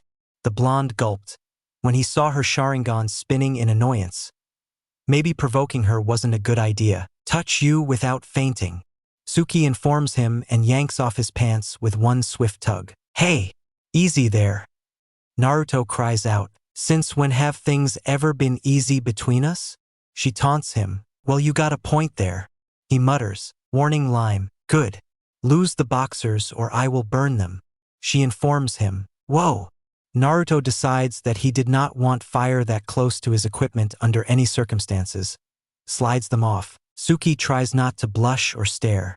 Honestly, she'd never really seen a naked man before in the flesh, other than Suigetsu. She didn't count that. He was naked in the tank. It wasn't like he flashed her on purpose. Naruto, though, was a lot bigger than Suigetsu. The water lover she knew from Kabuto's medical notations was considered above average. Yes, she borrowed Kabuto's texts once. She wanted to figure out who would prove most useful in killing Itachi. That hadn't gone the way she planned, but she had learned a lot about anatomy, particularly male anatomy that she hadn't known before. So it wasn't a complete loss. Tell me if you like it or not. She takes him into good hand. She'd never actually done this before. Suki wasn't as innocent as Naruto. She'd walked in on a few embarrassing situations in the sound, and she had seen enough adult films to get the general idea. Still, seeing something and actually doing it yourself were two completely different things. Naruto just nods. He wasn't sure what got into Suki. At first, he thought she was only offering out of some sense of fairness. You scratch my back, I scratch your back, type of thing. Well, more specifically, you give me an orgasm, I give you one. In this case, this was Suki though, so nothing could ever be that simple. She'd made that crack about Hinata. She was actually jealous. Really jealous. Was it wrong that that made him happy? Probably. If the last Uchiha actually got angry, Hinata was a goner and he didn't want his friend to die. Then Suki began moving her hand and all rational thought vanished. Suki glides her hand over his length, gently at first. She wasn't really sure how sensitive he was. He was so warm to the touch though, and if his erection was any indication, Naruto was enjoying himself so far. Fuck! He hisses and bucks into her hand. Instinctively, her hands were cool and soft, like silk. They felt so much better than his own. She was barely touching him, and he already felt like he was going to climax in her hand. God, he was pathetic. This might never happen again. He should at least try to make it last as long as possible. You hiss like a snake when you are turned on. I notice. She rubs her hand along his arousal a little bit faster. Just don't stop. That feels really good. He pants and bucks into her hand. I can tell. You are throbbing against my hand. She reminds him and brushes her thumb against the tip. Suki, he growls. I'm not sure if that was as an "Oh Suki" or "Please do that again, Suki." She feigns confusion and does it again. Naruto at this point was tempted just to grab her. The blonde was considering yanking those silk panties off and just driving into her. Felt so good. He wanted more. He was so close. At the same time though, as badly as he wanted to come, he didn't want it to be over. You're holding back. That's not like you. Scaredy cat. She taunts him just like she had as Genin. That made Naruto snap. Suki's sassy mouth always did. Just now it was in a different way. He grabs her and rolls her until she was underneath him. The blonde was gratified to hear a startled eep from her. He looked down at her. How the hell had he not done this before? She was beautiful. The fact that she was only wearing her shirt and panties, so he could see her lovely long legs, only excited him more. Naruto debates about just yanking the rest of her clothes off. Suki didn't seem to have a problem with threatening his clothes, but he decided against it. He didn't want to startle her. He settles for kissing her. Suki moans into the kiss and reaches down, continuing to stroke him. Naruto groans into the kiss. The blonde punishes her with his tongue for teasing him. Damn it. He wanted to make this last longer, but it just felt so good. He could feel her soft, warm breasts against his chest, even if there were 2 layers of clothing separating them. Her legs sliding against his. The taste of her kiss and her hands around his arousal was just too much. He spirals over the edge. And Lime, your range is impressive. Suki blinks, a few minutes later after they had both come down from the high that came with being together. Naruto blushes deeply at that. How would she even know? It wasn't like she had more experience in this stuff than he did. How do you know that? I might have read some educational texts and watched some erotic movies. I just wanted to make sure that I was good at it. She sounded really embarrassed to Naruto. You know, good at being with someone. It was for clan restoration purposes. Oh well, that makes sense. I never figured you to be someone who would be insecure about stuff like that or anything really. You don't need to worry though. You were amazing. The blonde says, thanks. She blushes and looks away. Anytime so. Naruto wasn't sure what to say after all that. I'll go do the laundry. Suki blushes. Good idea. He agrees and watches her leave with the sheets in her arms. Damn it. What do I do now? Naruto sighs at the thought. This was confusing. Did he go after her? Well, maybe she wanted some time alone to think. What were they now anyway? Friends didn't touch each other like that. But they weren't lovers. Meanwhile, Suki was having similar thoughts. She threw their clothes and blankets into the washing machine. What was she supposed to do now? What the hell had she been thinking? Oh right, she hadn't been thinking. Naruto had just pounced. So naturally, she responded. She shivers remembering the warmth of his touch and the sounds he made when she touched him. It was all so intense.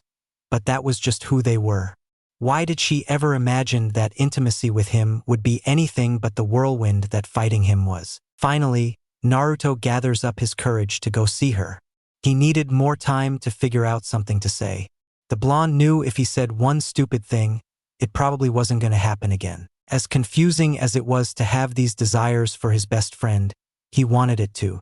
That, and he really didn't want to hurt Suki's feelings and make her feel self-conscious about her seduction skills. They were exceptional and she had nothing to worry about there. Hey, I just remembered that Kakashi needed me for something, so I'll be back later. Okay? He calls out. All right. Suki answers. She wasn't sure whether to be relieved or hurt that he was leaving immediately after. But she was being a hypocrite. She knew that. The first thing she had done afterwards was use the sheets as an excuse to get away from him. The last Uchiha needed time to think. She couldn't blame Naruto for being the same way. He wasn't going to see Kakashi. It was a lie and they both knew it, but she wasn't going to call him out on it. She nods as he leaves. I shouldn't have lied to her. Naruto mutters once he's out of the Uchiha district. He wasn't going to see Kakashi, but he was going to see another Kage. So maybe that made it slightly less of a lie? No, he knew he was rationalizing. But still he couldn't help it.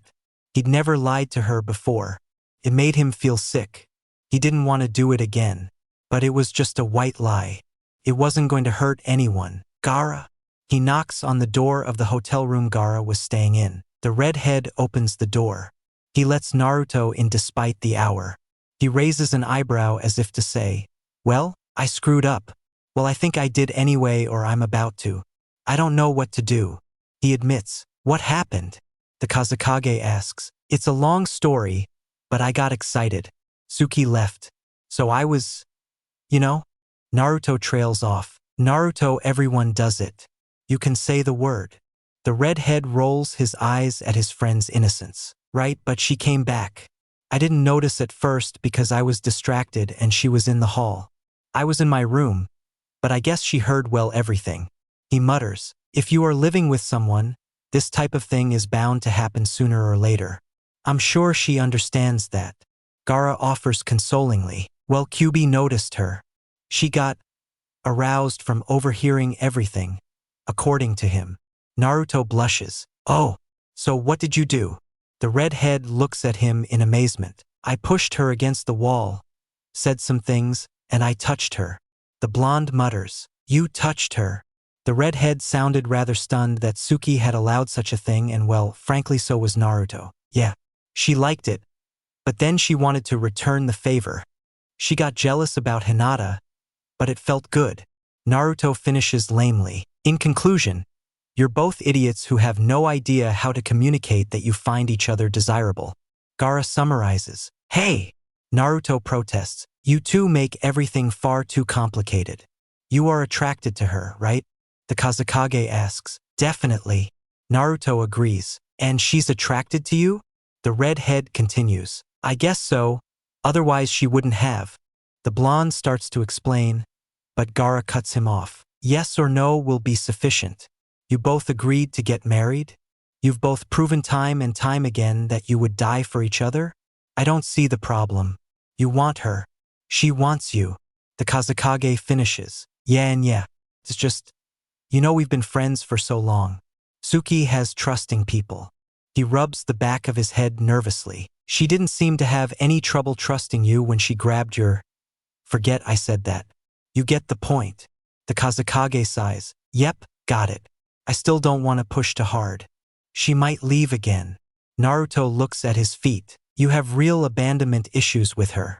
You two are going to have to talk about that. The other man shakes his head. Well, she said she wasn't going to. Naruto says, but you don't believe her? Gaara says, I don't know. She's left twice before. I mean, the second time she came back willingly. But it still hurts. The blonde admits, I know. But I'm not the one you need to talk about this. Gaara places his hand on his shoulder. I know. It's terrifying. What if she regrets it? He asks, Naruto, I am not a marriage counselor. I'm your friend. I love you.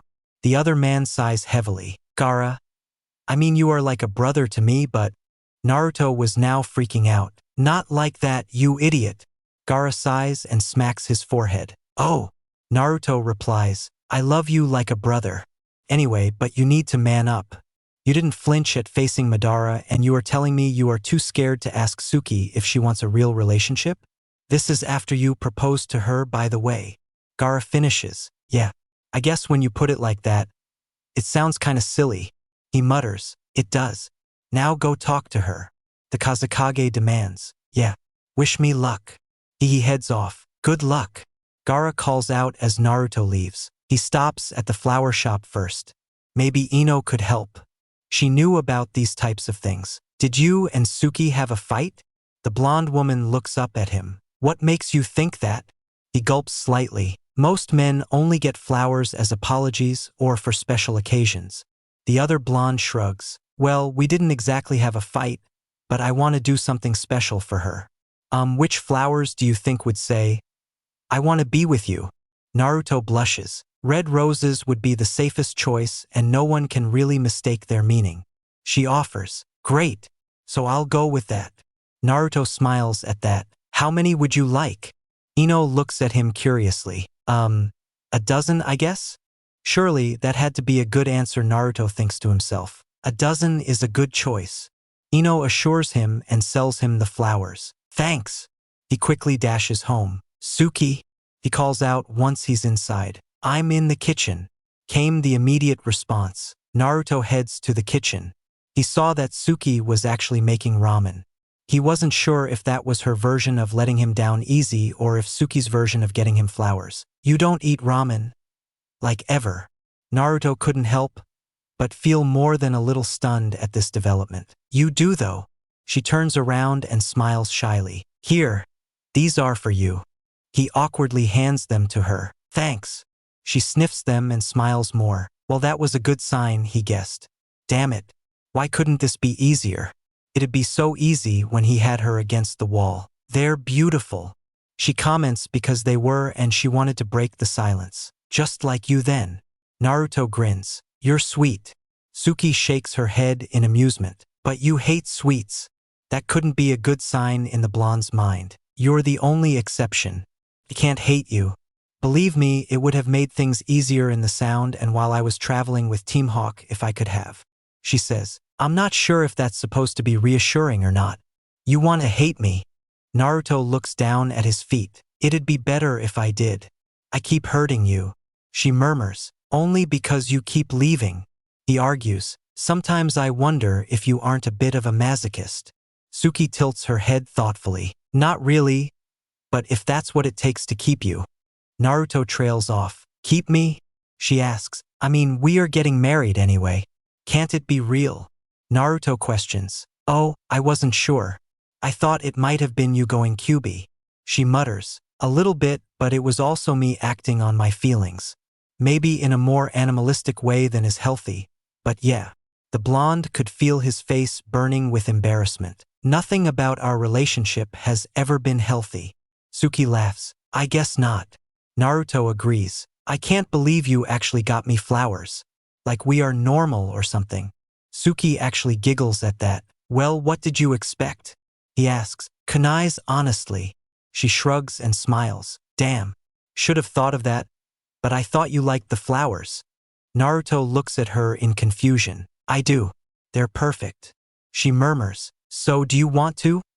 He asks warily. For the record, this a horrible idea. But yes, I want to be with you. Suki leans in, till their foreheads were touching and lightly brushes her lips against his. It's not a horrible idea, but I want to be with you too.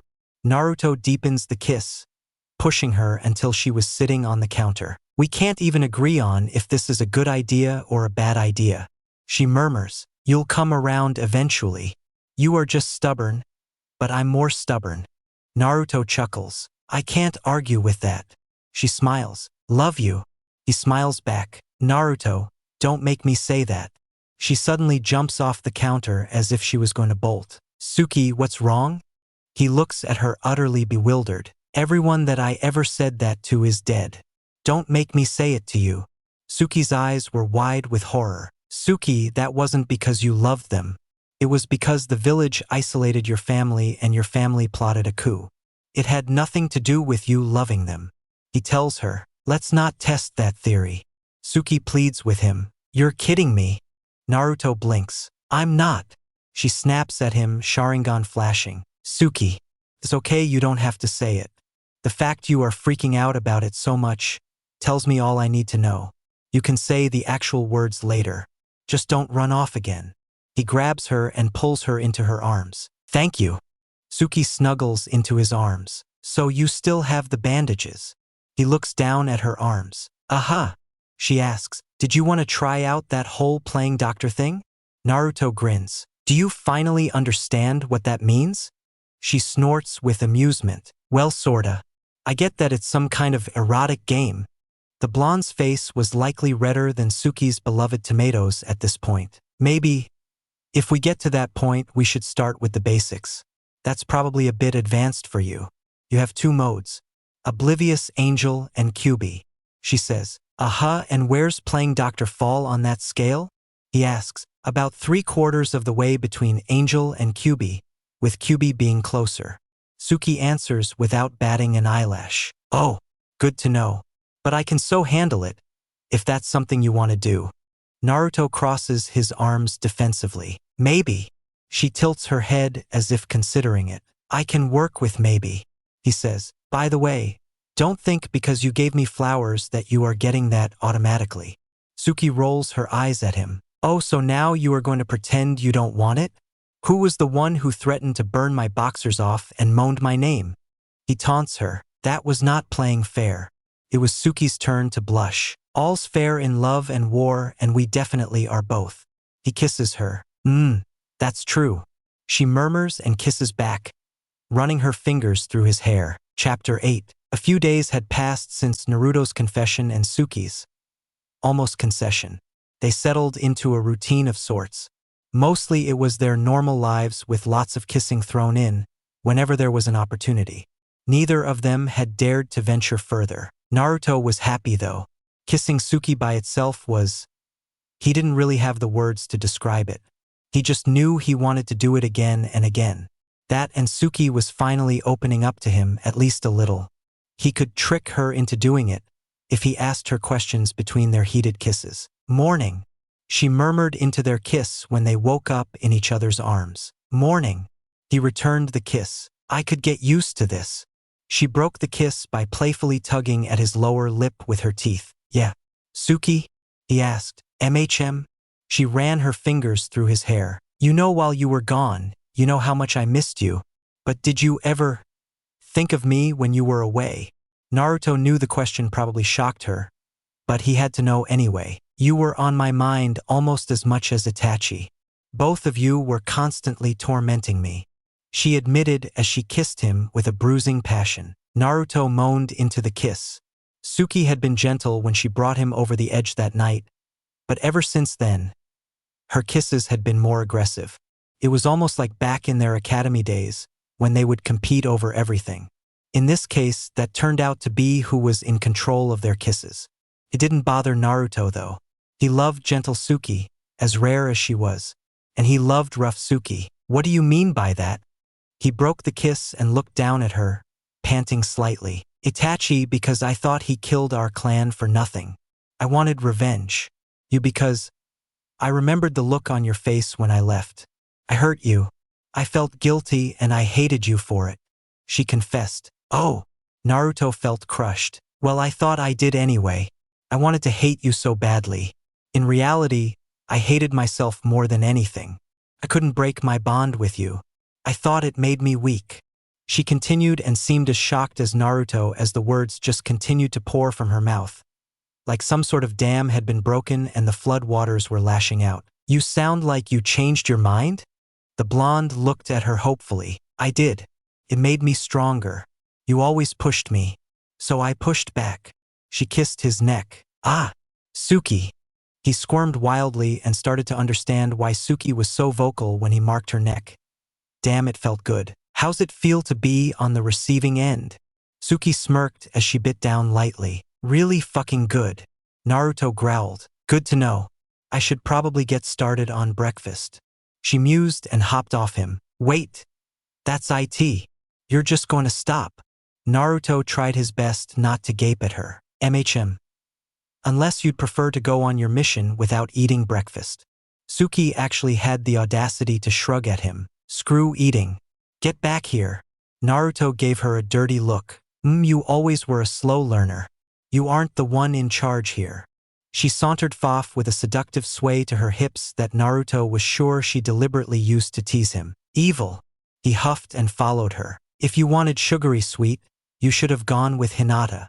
Suki reached to open the cupboard. You're still sore about her?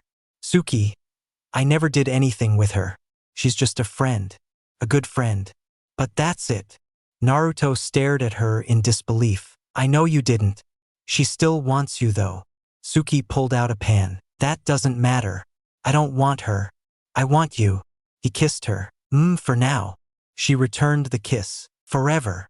He pushed her onto the countertop. It scares me sometimes. She admitted. What does? Naruto felt utterly baffled. That I could lose you. The brunette confessed. You aren't going to. He promised and kissed her. Yeah. They were definitely making progress. Naruto supposed in a twisted way that he should be grateful to the council. Without them, he and Suki probably never would have realized their feelings for each other. Suki smiles as she walks into the house. She'd been given an easy mission. Just guard duty. Which meant it wasn't an overnight mission. This meant she'd get to sleep in Naruto's arms tonight. This was something she'd grown used to, and she was starting to irritated if she got missions that took longer than a day to complete because of it. The last Uchiha was a bit disturbed by how quickly she was growing dependent on his touch to feel content. But it was too late to worry about that now. Naruto, you home? She calls out. When she didn't get a response, she shrugs it off. It was only 5 p.m. He was probably helping Kakashi with paperwork. By helping, she meant the lazy Hokage hadn't shown up and Naruto got suckered into it. When this happened, he usually didn't get home until after the sun set. Naruto really sucked at paperwork. It was harder to tell who was less suited for that aspect of the job, Kakashi or Naruto. The last Uchiha decided to use this time productively. A nice hot bubble bath sounded good. After that, she'd look around to see what she could make for dinner. Thankfully, Naruto's diet now was no longer 90% ramen and ninja rations. More like 50%. A bath sounds good. She heads to the bathroom for a nice, hot soak. Naruto liked her cooking. The blonde wasn't a good pretender. If he didn't, she would know. But she figured he probably would have ate whatever she made even if she burned it to a crisp. Secretly, she thought he got some sort of kick out of her doing something so domestic and was just happy to see she cared. Well, Suki was partially correct. Naruto was with Kakashi. Yes, they were doing paperwork. For once, the silver-haired Hokage was actually doing at least some of it though. Mostly because he had decided to use this as a cunning ploy to interrogate Naruto subtly. According to latest gossip, you and Suki are the new Romeo and Juliet. Fortunately, without the dying part. Kakashi chuckles. Yeah. Something like that. Naruto blushes slightly. So it is no longer just you two pretending. The silver-haired ninja observes. What makes you say that? The blonde demanded. Naruto, you are blushing. There has to be something to blush about. So what happened? He signs another authorization form. Damn. How many of these are there? He wondered. All right. Yeah, it's real now. It just sorta happened. Please don't ask for details. He begs. I see. Well, it is about time. I knew this would happen from your first day on Team 7. That or you were going to kill each other. He adds as an afterthought. Gee, thanks. Your confidence in us is very touching.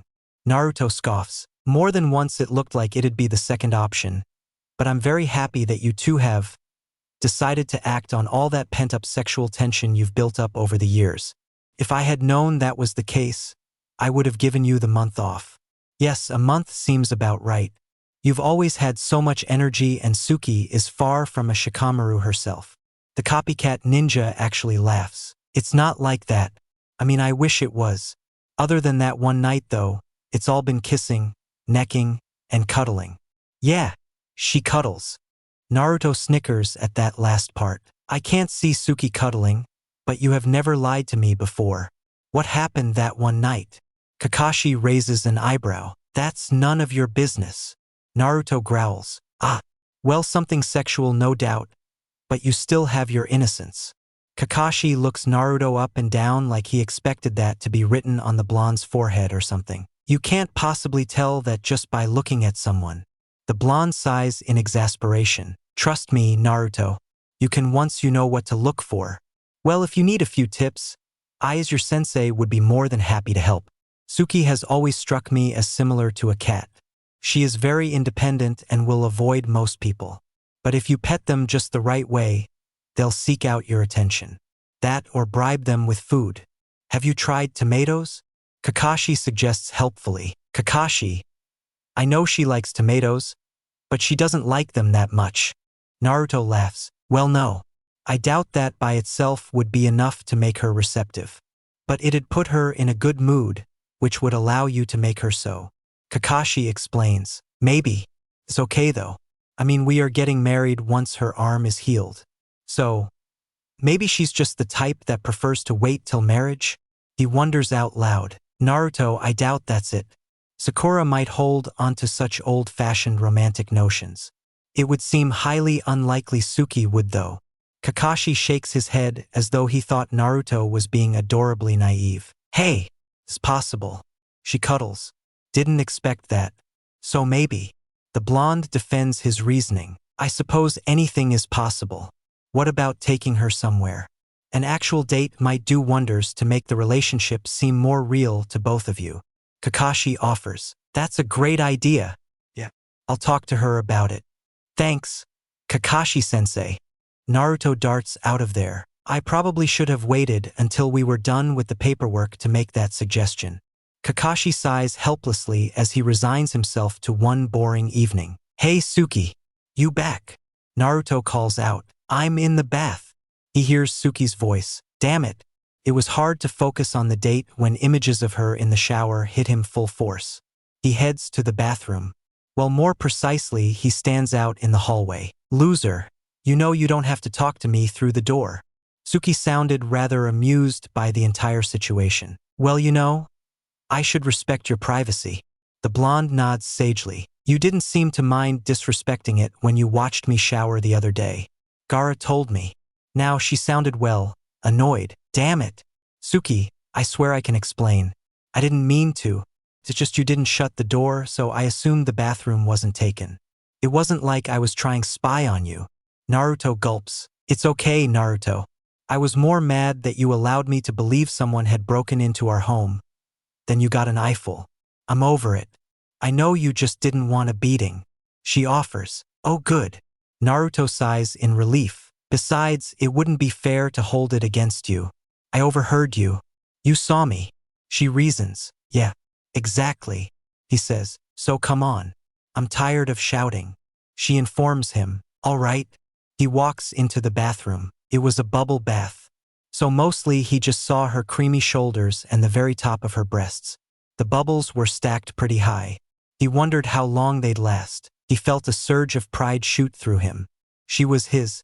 This gorgeous woman was his fiancée. The word still felt foreign to him even in his head. Naruto mentally smacks himself for such thoughts. That had to be Kyuubi's influence. There was no way that he sounded like so much of a caveman on his own. Right? I didn't expect you back so early. So it wasn't paperwork. She didn't seem the least bit shy about bathing in front of him. It was, but he let me out early. I was thinking, maybe if we could go somewhere with the other rookies. Like a double date, but with more people. He asks, let me get this straight. You are asking me out, with nearly a dozen other people tagging along, after you proposed to me? Suki shoots him a rather incredulous look that said, you're kidding me, right? Yeah, I know it's kinda out of order, but it'd be good for you to get to know everyone again. Naruto smiles at her. Get to know them again? I barely knew them when I was here, except for Sakura. She counters, all the more reason to go. He gins at her cheekily. I have a better idea. Suki pulls him into the tub with her. Suki, he cries out in shock. We could go with them to a movie or we could stay here, alone, together. She murmurs, pushing him so he was laying down in the tub and straddles his waist. Naruto got well and eyeful. The bubbles covered most of her, but for some reason that just made it hotter. Lucky Bubbles getting to cling to her body like that. He'd never felt jealous of Bubbles before. Suki, I mean it'd be good for you to try to make friends. Well, besides just me. He insists, I don't need anyone but you. She licks his ear roughly. Suki, that's not fighting fair. He growls, so fight back. Punish me. She purrs into his ear, nibbling on it, and then moves down to suck on his neck. Don't tempt me or you won't be walking for a week. He warns her. Suki blinks and tilts her head. Yes, his teeth were sharpening. The brunette realized she was close to bringing out his animal side. Well, that was always fun. Naruto didn't seem to want to take a walk on the wild side though. Was he worried about hurting her? PFT. She wasn't fragile. You're pretty cocky for someone that's never done it before. She murmurs and lays her head on his shoulder, moving so she was sitting in his lap. Inexperience didn't seem to be an issue the last time we were together. He growls darkly and Suki shivers. Right back at you. She actually sounded a little breathless. So come on, at least give it a chance. Naruto kisses her neck. No. I'm not going and that's final. She says, you sure? He bites down, causing her to moan. Be positive. Stupid. We've known each other since we were 5. We don't need to go on dates to learn about each other. We can do that here. She states, Suki, I want you to have friends. I want you to be happy. He shocks himself by gliding his hands over her breasts. I am happy. I have you. That's all I need. And I get along okay with Gaara? She asks. Yeah. Maybe a little too well. I mean, if he's telling you about the shower thing. He mutters. It still counts. She argues. You really don't want to go? He asks. Is Lee going? She replies with a question of her own. Yeah, probably. Why? Naruto questions. He's creepy with that springtime of youth thing. Loud. It hurts my ears. I'm not going. She nods as if all of that should have been obvious. I think we are having our first couples fight. He laughs. More like a disagreement. I'm sure you'll see things my way. The last Uchiha smirks. All right. I think I know how we can settle this. A bet. Naruto smirks right back at her. I'm listening. Suki looks at him as if she was afraid that the blonde might bite her. Once we get out of the tub and you're on the bed, I'll satisfy under a minute without using my hands. If I do, you are going. If I don't, well, I don't know. What would you like? He asks. There's no possible way you are going to win that bet. You're good, but no one is that good. Suki debates about what she wanted for her prize. Oh, come on. There has to be something you want. Naruto shoots her an encouraging look. There was, but she wasn't going to ask for that for such a trivial bet. That and well, she had always wanted to visit the land of Tea's hot springs. When you lose, you can ask Kakashi to give us some time off and we can go to the land of Tea together. I hear their hot springs are amazing. She laughs. Damn. Now I'm kinda tempted to lose on purpose. Naruto mutters. I knew you'd see things my way. She smiles slyly. Oh, don't get me wrong, we are still totally doing this. It's the principle of the thing. A vacation there sounds great, but this is more important long term. The blonde assures her, you are so stubborn. Suki rolls her eyes. It's a good thing I am. Otherwise, we wouldn't be here. He gets out of the hot tub and pulls Suki into his arms. She blushes hotly. The bubbles were rapidly disappearing. Naruto couldn't resist kissing her as he carried her to their room. Warning Lime, he sets her on the bed and pulls out a timer. Suki raises an eyebrow like, really? She shakes her head in amusement. Only Naruto. Gotta make sure it's an accurate count. He joins her on the bed, hitting the start button. Guess so. She smiles. I said no hands, so lay on your back. Naruto smiles at her. You are still insane. She snorts with amusement but does as he asks. Maybe, but you love me anyway. He then gives Suki a new kind of kiss. She blushes hotly. Was Naruto actually using his tongue there? Yep, he was. The brunette bites her lower lip to keep from moaning. It felt like a rush of liquid desire was racing through her veins. His hot, rough tongue against her most sensitive place. Her breath started coming out in needy pants. Naruto licks hard slow in her. He knew from Jiraiya's books that the clit marked the spot, like on a treasure map. So he made sure to pay extra attention there. He was rewarded with a deep moan and Suki wrapping her legs around his shoulders tightly for that one. He knew he was doing something right when she arches against him and he could taste her arousal against his tongue.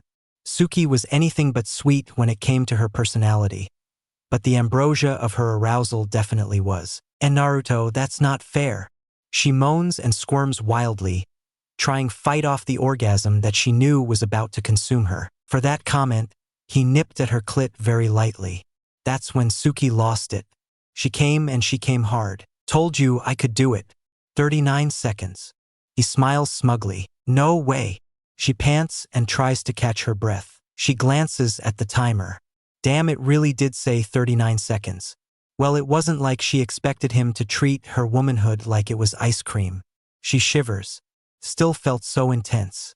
So fucking God. Yep. So you are going. The blonde kisses her proudly. Naruto noticed she was trying to pull back from the kiss. Suki was squeamish about tasting herself. It seemed. He didn't expect that. Scaredy cat. He mutters, I'll show you a scaredy cat. She growls and kisses him. Naruto returns it joyfully. It made him feel good. The blonde knew Suki wanted him. She really wanted him. That was more than enough to make dealing with his own problem worth it. That looks painful. She murmurs, yeah. He admits, let me help. It's only fair.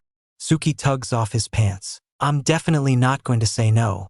Anytime you want to touch me, go right ahead. He groans when Suki does exactly that. Do you realize how messed up it is that we turned even sexual intimacy into a competition? She muses as she gently guides him to completion. And maybe it is a little messed up, but it was fun. Fuck, just like that. Don't stop. He tells her, wasn't going to. So what did you have in mind? She teases him and tries not to stare at him in her hand as she teases him more. Well, first we can finish this. Then we can talk to the others and see what they want to do. Maybe a movie or dinner would probably be best. Oh fuck yes. He growls as he climaxes. And Lime, not exactly 39 seconds, but I think I got the job done all the same. She taunts him. Damn, you're good at that. If you're that good with your hands, can't wait to see what you can do with your mouth. Naruto pants, trying to catch his breath. You were too excited. You wouldn't have lasted 5 seconds if I took you in my mouth.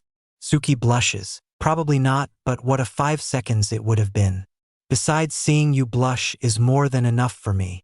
Naruto smiles cheerfully. I'm not blushing. She protests. Yes, you are. It's cute. He kisses her. She shakes her head and kisses him back. Whatever. She knew she was blushing, but she had to at least pretend otherwise, for the sake of her badass reputation. That did kinda defeat the purpose of the bath. She mutters, guess so. We could take another one together if you want, or a shower, if you want. The blonde sounds hopeful. Shower could be fun. Race you there. She darts off. Hey! That's cheating. Naruto races after her. Chapter 9. Are you sure that I can't talk you out of this? Suki murmurs into Naruto's ear as they were getting ready to meet the other rookies and Sand siblings for their date night. I'm positive. Suki, you lost the bet. Suck it up. Don't tell me that you are scaredy cat who can't handle going to a movie with our friends. Naruto taunts her. I can handle it. I just don't want to. I'd rather stay home. With you. Alone.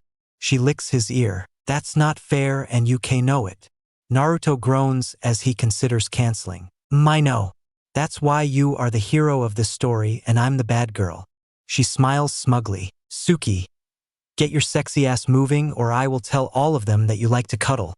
He threatens. You wouldn't. She crosses her arms defensively. I would. So get moving. We don't want to be late. We aren't Kakashi. He muses. That's fighting dirty. She growls, does a hair flip, and flips him off as she starts to walk out of their house. Rain check on that offer. Naruto says laughing and races after her. You really are such a loser, she says and shakes her head. Meanwhile, at the outdoor movie theater, Gaara dutifully was using his Kage status to get them all a good spot that was large enough to handle their huge party. There were some perks to being a Kage. Wow, that's pretty cool, man. Kiba slaps him on the back. Gaara looks at Kiba like, why are you touching me? He's just being friendly. Hinata mumbles to Gaara. Oh. Gaara figures, fuck it, and slaps Kiba on the back, sending the canine lover flying. Maybe next time do it just a little more gently, she suggests. Understood. The redhead nods sagely. Yeah, well you tried. That's what matters. So you think the Naruto and Suki thing is for real? Kiba asks. Judging by the fact that they are walking towards us and Naruto's got his hand on Suki's ass, I'd say so. Shikamaru observes. What? No way. Kiba blinks as he stares at the scene playing out before him. It's real. They were in the flower shop together. Ino nods her head determinedly. Did it occur to you that Suki might have just lied to you? Shino shocks everyone by actually talking. Guess that's possible. But Naruto is a horrible liar. Choji chimes in. Well, there's really only one way to settle this. After the movie, drag them off to girls' and guys' nights. Temari says, there is no way that Suki is going to go for that. Kankuro points out, she will if Naruto asks her to. Gaara shrugs. You really think so? 10 questions. I know so. The redhead thought that this was a rather obvious fact, but he didn't mind pointing it out. Don't even think about running off. Naruto murmurs into her ear, tightening his grip on her ass. You know me too well. Wait, is that Hinata by Gaara? You actually invited her here. She practically snarls. It wasn't my idea, but she's a member of the Rookie 9. She has just as much right to be here as we do. He protests. That was just cruelty. Seeing us together is going to crush her. I'm going to go. Suki looks at the door, ready to bolt. She's just going to have to get used to seeing us together. Naruto guides Suki over to the others. Naruto could see by the tension in Suki's shoulders that she was planning to run. He wraps both arms around her and pulls her against his chest. To the others it looked like a loving embrace, but the real message was clear to Suki. You aren't going anywhere. Don't even try. Everyone was watching them so closely. Not that Suki gave a damn about their opinions, but it was uncomfortable. She squirms and Naruto places a kiss on the top of her head. Calm down. It's okay. He whispers, I don't like this. I never should have made that bet. She grumbles, it'll get easier. His eyes soften. Damn it. This was supposed to help, not make her withdraw again. Maybe he'd pushed too far, but he wanted the others to accept her again, and Kakashi had said it would help. You have always been a bad liar. She smiles softly and leans up to place a chaste kiss on his lips. I'm not lying, he promises. Wow. Guess it's actually for real. Kiba walks over in amazement. Hey, Kiba. Yeah. It is. Naruto grins. Well, I guess after all that you kinda had to be in love or just suicidal. The dog lover says, believe me, I wondered that myself a couple of times. Suki tries her best not to laugh at that comment. So, how's your arm? Kiba looks at her awkwardly. It was pretty clear that he was far more comfortable with Naruto, but at least he was trying to talk to Suki. Naruto had to give him credit for that. As long as I don't try to move it much, it's fine. Tsunade gave me some seriously powerful painkillers and Naruto has been rubbing it for me. She says, is that all he rubs? Kiba laughs. Kiba, geez man, are you trying to get chideried? Naruto gazes at his friend as if the canine lover had lost his mind. Not bad. She smirks and leans into Naruto. Oh, so you're social when there are dirty jokes involved? The blonde looks down at his almost lover in disbelief. You wanted me to talk to them. So I'm talking, she says nonchalantly. Aha. The blue-eyed ninja replies skeptically. And no, that's not all he rubs. He's surprisingly good with his hands and even better with his mouth. I guess the fact he never shuts up made his tongue more flexible. Suki was obviously trying to make Naruto blush redder than one of her beloved tomatoes. Whoa! Seriously, Naruto? Kiba blinks. Suki smirks. She was quite pleased to have turned the tables. Now Naruto could be the one squirming. Serves him right. Naruto couldn't believe this. Suki was discussing their sex life, well, almost sex life with Kiba. And she was smirking. She was doing this to get a rise out of him. Oh, he was so going to get her back for this later. Judging by the fact that Suki is smirking, I'd say that you two have come to an understanding? Gaara asks. Yeah, you could say that.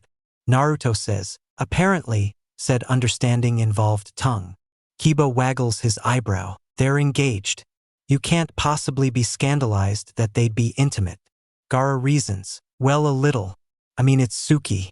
She's always been such an ice princess. Which is weird because she's from a fire clan. Kiba says, just when I was starting to tolerate you. Suki sighs. There was a loud thud. Hinata had fainted. She had overheard well at least some of that. Unfortunately, Lee took that moment to come bounding in and rushes over to lend aid to the fallen Hyuga heiress. What happened? He asks. That's what I'm wondering. Ino says, I have to admit that I am curious as well. Temari adds, ditto. Tenten, Shikamaru, and Choji say, as Shino nods his head in agreement. Hinata overheard Suki discussing the intimate details of her relationship with Naruto. It was too graphic for her tastes. Gaara sums up. Oh, that's right. Friend Naruto is engaged to Suki. The power of youth and love can conquer anything. Lee starts. Damn it. Now you've done it, Gaara. Suki grumbles. Lee will never shut up now. How do you turn him off? The redhead asks. You can't. You just kinda got to let it run its course. Tenten says. It's an epic love story about overcoming tragedy and finding each other again. Lee shouts. By now, the other moviegoers were giving the rookies and Sand siblings funny looks. Lee was loud. Suki looks at Gaara like a little help. Gaara nods and uses the sand to gag him. Lee, if you don't shut up, I will break you. Again. The Kazekage informs him. Lee gulps. He nods quickly to show he understood. The young Kage tells him that the movie was about to start and they all sit down or find a spot to stand. A few minutes into the movie, Naruto drags Suki off towards the back, where there was a nice pine tree. That was a good thing. It was still winter and most trees didn't have their leaves anymore to provide cover and some privacy. Naruto, what the hell? She asks. I can't believe you said all that to Kiba. He says, I was just having some fun. We are getting married. I think they all figured out what husbands and wives do with each other. Besides, I like messing with the mutt. Did you see the look on his face? It was priceless. She smirks. Suki, you are so lucky that there are a bunch of people right over there. Naruto gives her a dirty look. Warning, Naruto Q be seen. Why's that? She lets out a startled gasp when Naruto pushes her against the tree, her face against it and her back to Naruto. I let you get away with a lot. I forgave you for leaving me twice. He growls into her ear. You knew I was coming back the second time. She counters, shivers at the feeling of his hot breath against his skin. It still counts. Do you know how much I missed you? Ever damn day? I worried that something might have happened to you. He nibbles on her ear. NHH, I don't need to be protected. There was no reason to worry. She says, I worried because I care. As I was saying, I forgave you for that. Hell, I even forgave you for taking my arm and trying to kill me. He continues, his hands now gliding from her back to her hips, causing Suki to shiver again. In fairness, you did take mine too. But you're right. She murmurs, "No, that isn't fair. Because I never would have fought you if you didn't attack me. I put up with you being an evil fucking tease. Because it feels so good when you touch me. To touch you. Even if I know that we aren't going to finish it and I'm going to end up feeling frustrated." He continues, hands now resting on her ass, and he places a soft kiss to the back of her neck. "Oh, like you aren't a tease, Mr. 39 seconds. She growls and tries to wiggle out of his hold. "If you had asked, I wouldn't have stopped there. I even put up with your issues with Hinata. Because I was happy that you cared enough to be jealous." He keeps her firmly pinned. "You got jealous of some random ninjas sent on me. You don't get to complain about my being jealous of her." She protests in outrage. "But I'm not going to put up with you talking about what we do with other men. Because I know that for a second he was picturing you naked. I know it wasn't his fault. I know you were just teasing. But when we get home, I'm marking you." He tells her. End of Naruto QB scene. Suki gulps. She wasn't really sure what he meant by marking her. But she knew that she had apparently triggered a QB-influenced episode. It was odd. QB wasn't that fond of her because he hated Madara and she was his descendant. But clearly the fox's traits did influence Naruto. "Naruto, what do you mean by that?" she asks, and Naruto spins her around, kissing her. "You'll find out. You'll like it," he says. Suki kisses him back. Maybe he just meant more hickeys. The blonde really seemed to enjoyed marking up her neck. What seemed like a few minutes later, but was really more like 2 hours. They heard a coughing sound. Naruto looks around and sees Gaara. "What is it?" he asks. "I expect this to backfire, but it seems the men and women want to divide into groups. The women want a girls' night, and the men want a guys' night. Apparently, participation is somewhat mandatory." He states, "Damn it. All right, I'll go. I'll see you later tonight." Naruto looks at Suki before heading off to get his stuff. Suki, his eyes were red. Gaara observes. "I know," she says. "That's the Nine Tails influence." "What happened?" The Kazekage questions. Sometimes when he gets excited, he changes a little bit. His eyes, his teeth, chakra become slightly different. "It's okay though. Honestly, it's kinda erotic." She mumbles the last part. "I never had that problem. Then again, my demon was removed from me when I was younger than Naruto is now, and I didn't have a lover. Still, I'm concerned." He admits. He was a little bit jealous of Kiba. "Naruto said something about marking me. I think he just means hickeys though." She continues. "He doesn't mean hickeys. Quite honestly, I don't think you are ready for that. I don't think you are capable of submitting in such a fashion." The redhead observes. "What are you talking about?" She asks warily. "The biology and psychology of the tailed beasts is different than our own. For them, they mate for life. To take a mate, they mark them, usually by a bite to the neck." The Kazekage explains. "He wants to bite me on the neck? So he's done that before. I mean, not that really hard, but still." She counters. "This bite would contain his chakra. It'd be a permanent mark. It would allow you to be able to sense each other. Presumably you are within range, communicate by thought, share chakra, you'd heal faster, and your fertility rate would be higher than usual until you sired your first child. It will also decrease your desire and his desire for others to nothing." He states, "You said that I wasn't capable of submitting in that fashion. What did you mean? All of that sounds like a good thing. Besides, I don't want anyone but him anyway," she says. "Because he is the only one with a demon in this relationship, his chakra is naturally going to be more dominant. If it wasn't for QB marking, you wouldn't be possible. He would, how do I put this, be able to compel you to a certain extent. It's not slavery.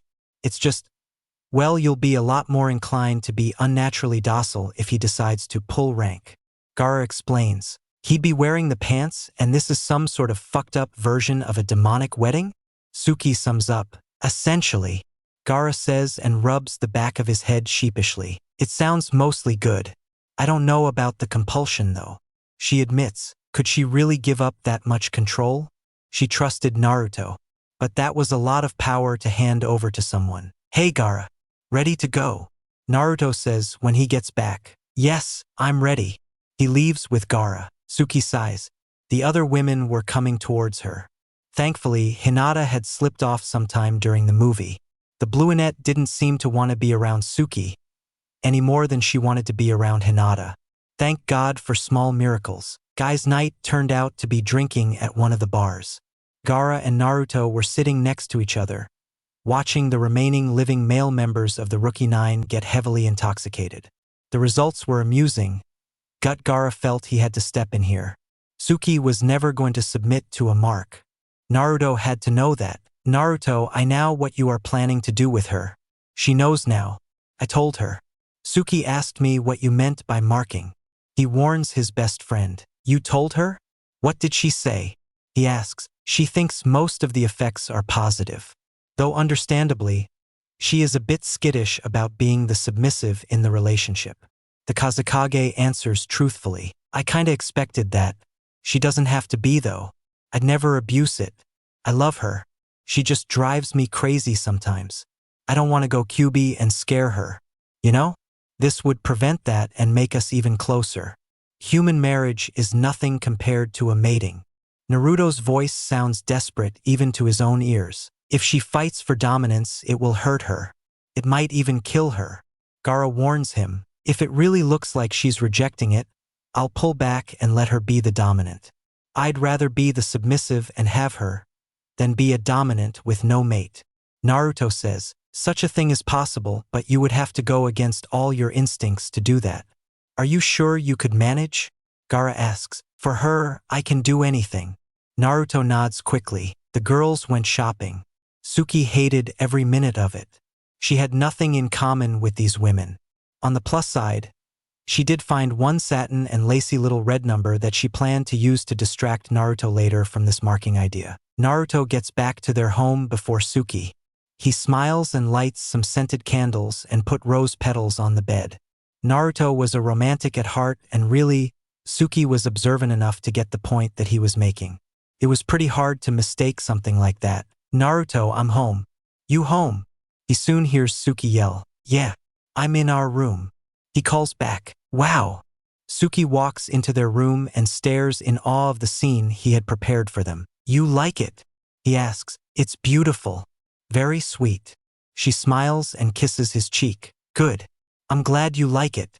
Naruto pulls her onto the bed so she was sitting in his lap. I love it.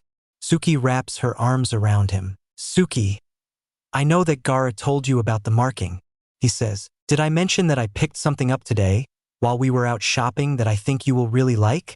She bats her eyelashes at him. Don't try to change the subject. I know that you are a bit wary about it. But you know I love you, right? Naruto looks at her seriously. I know. That much I haven't doubted since you told me. She lays her head on his shoulder. And you trust me? He continues. With my life. Suki answers. Then what is it? The blonde asks gently. I don't like the idea of giving up control to anyone. Not even to you. Suki admits. I know. But I love you and I want to be with you in every way possible. This will make it easier for us to know if the other is in trouble too. He points out. There are a lot of benefits from what Gaara described.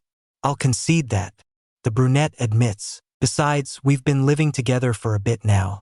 You've been happy with me, haven't you? He asks. I have. More happy than I've ever been. But you didn't have some sort of demonic leash on me either. She says. It's not a leash. It's more like a wedding ring. The blonde counters. Aha. A wedding ring with a control button on it. Suki mutters. I wouldn't abuse it and it's not absolute. It's more like a strong suggestion. Naruto smiles a bit nervously at her. Does it hurt? She asks warily. Only if you fight it. Naruto kisses her forehead. If I do this, I want something in return. The last Uchiha says cautiously. You want to negotiate? The blue-eyed ninja asks and blinks. Something like that. I was afraid to ask before. I didn't want to trivialize it, but you are asking for a lot of here. She mumbles. I know. I'm listening. Naruto assures her. A baby. Suki answers. I don't get it. What does a baby have to do with any of this? The blonde asks in confusion. I want one. One of our own. My family was taken from me. I want a new one. As it stands now, if something happens to you, I'm alone again. She says, "Oh." Naruto says, "Forget it. I shouldn't have asked. It was stupid to ask." She looks away. "I just thought since we're just pretending that wasn't really going to happen. When we became a real couple, I didn't even think to ask. Damn. I can't believe I didn't think of it before. Of course, you were going to want that." The blonde says, "You don't want to. It's okay. I shouldn't have asked like that. It was wrong to try to bribe you into fatherhood." She mutters. Suki found herself being pinned to the bed. She squirms underneath Naruto. Was he mad at her for pulling that? It was almost blackmail. "You know, I'd do anything for you. I love you." He kisses her. "Oh, not mad then." Suki smiles and kisses back. Naruto breaks the kiss and moves to her neck, causing the brunette to arch against him. "I know you do." She moans. "I've never really thought about it before. Being a father, I mean." Naruto rubs her bandaged arm. "I get it. You don't want to. It's fine, Naruto." She murmurs. "I'm not saying that. I didn't think about it before. But now that you brought it up, I want to. You don't have to take the mark for me to do it either." He says, "Wait, you do?" She tilts her head. "Yeah. First of all, it'd mean I get to make love to you. I like the sound of that." He lightly bites down on her neck. Yeah." She agrees. "Secondly, it'd make you happy. I like that as well." His hands slide over her legs slowly and sensually. "Yeah, that's always good." She agrees. "Third, I like kids." He continues and slides her thong off. "You've always been good with kids. Konohamaru followed you around like he was your shadow." Suki admits. "Fourth, I like the idea of us being connected that way. A living symbol of our bond." He says, "I do too. Don't make me regret this, but you can mark me. I won't fight it." She promises.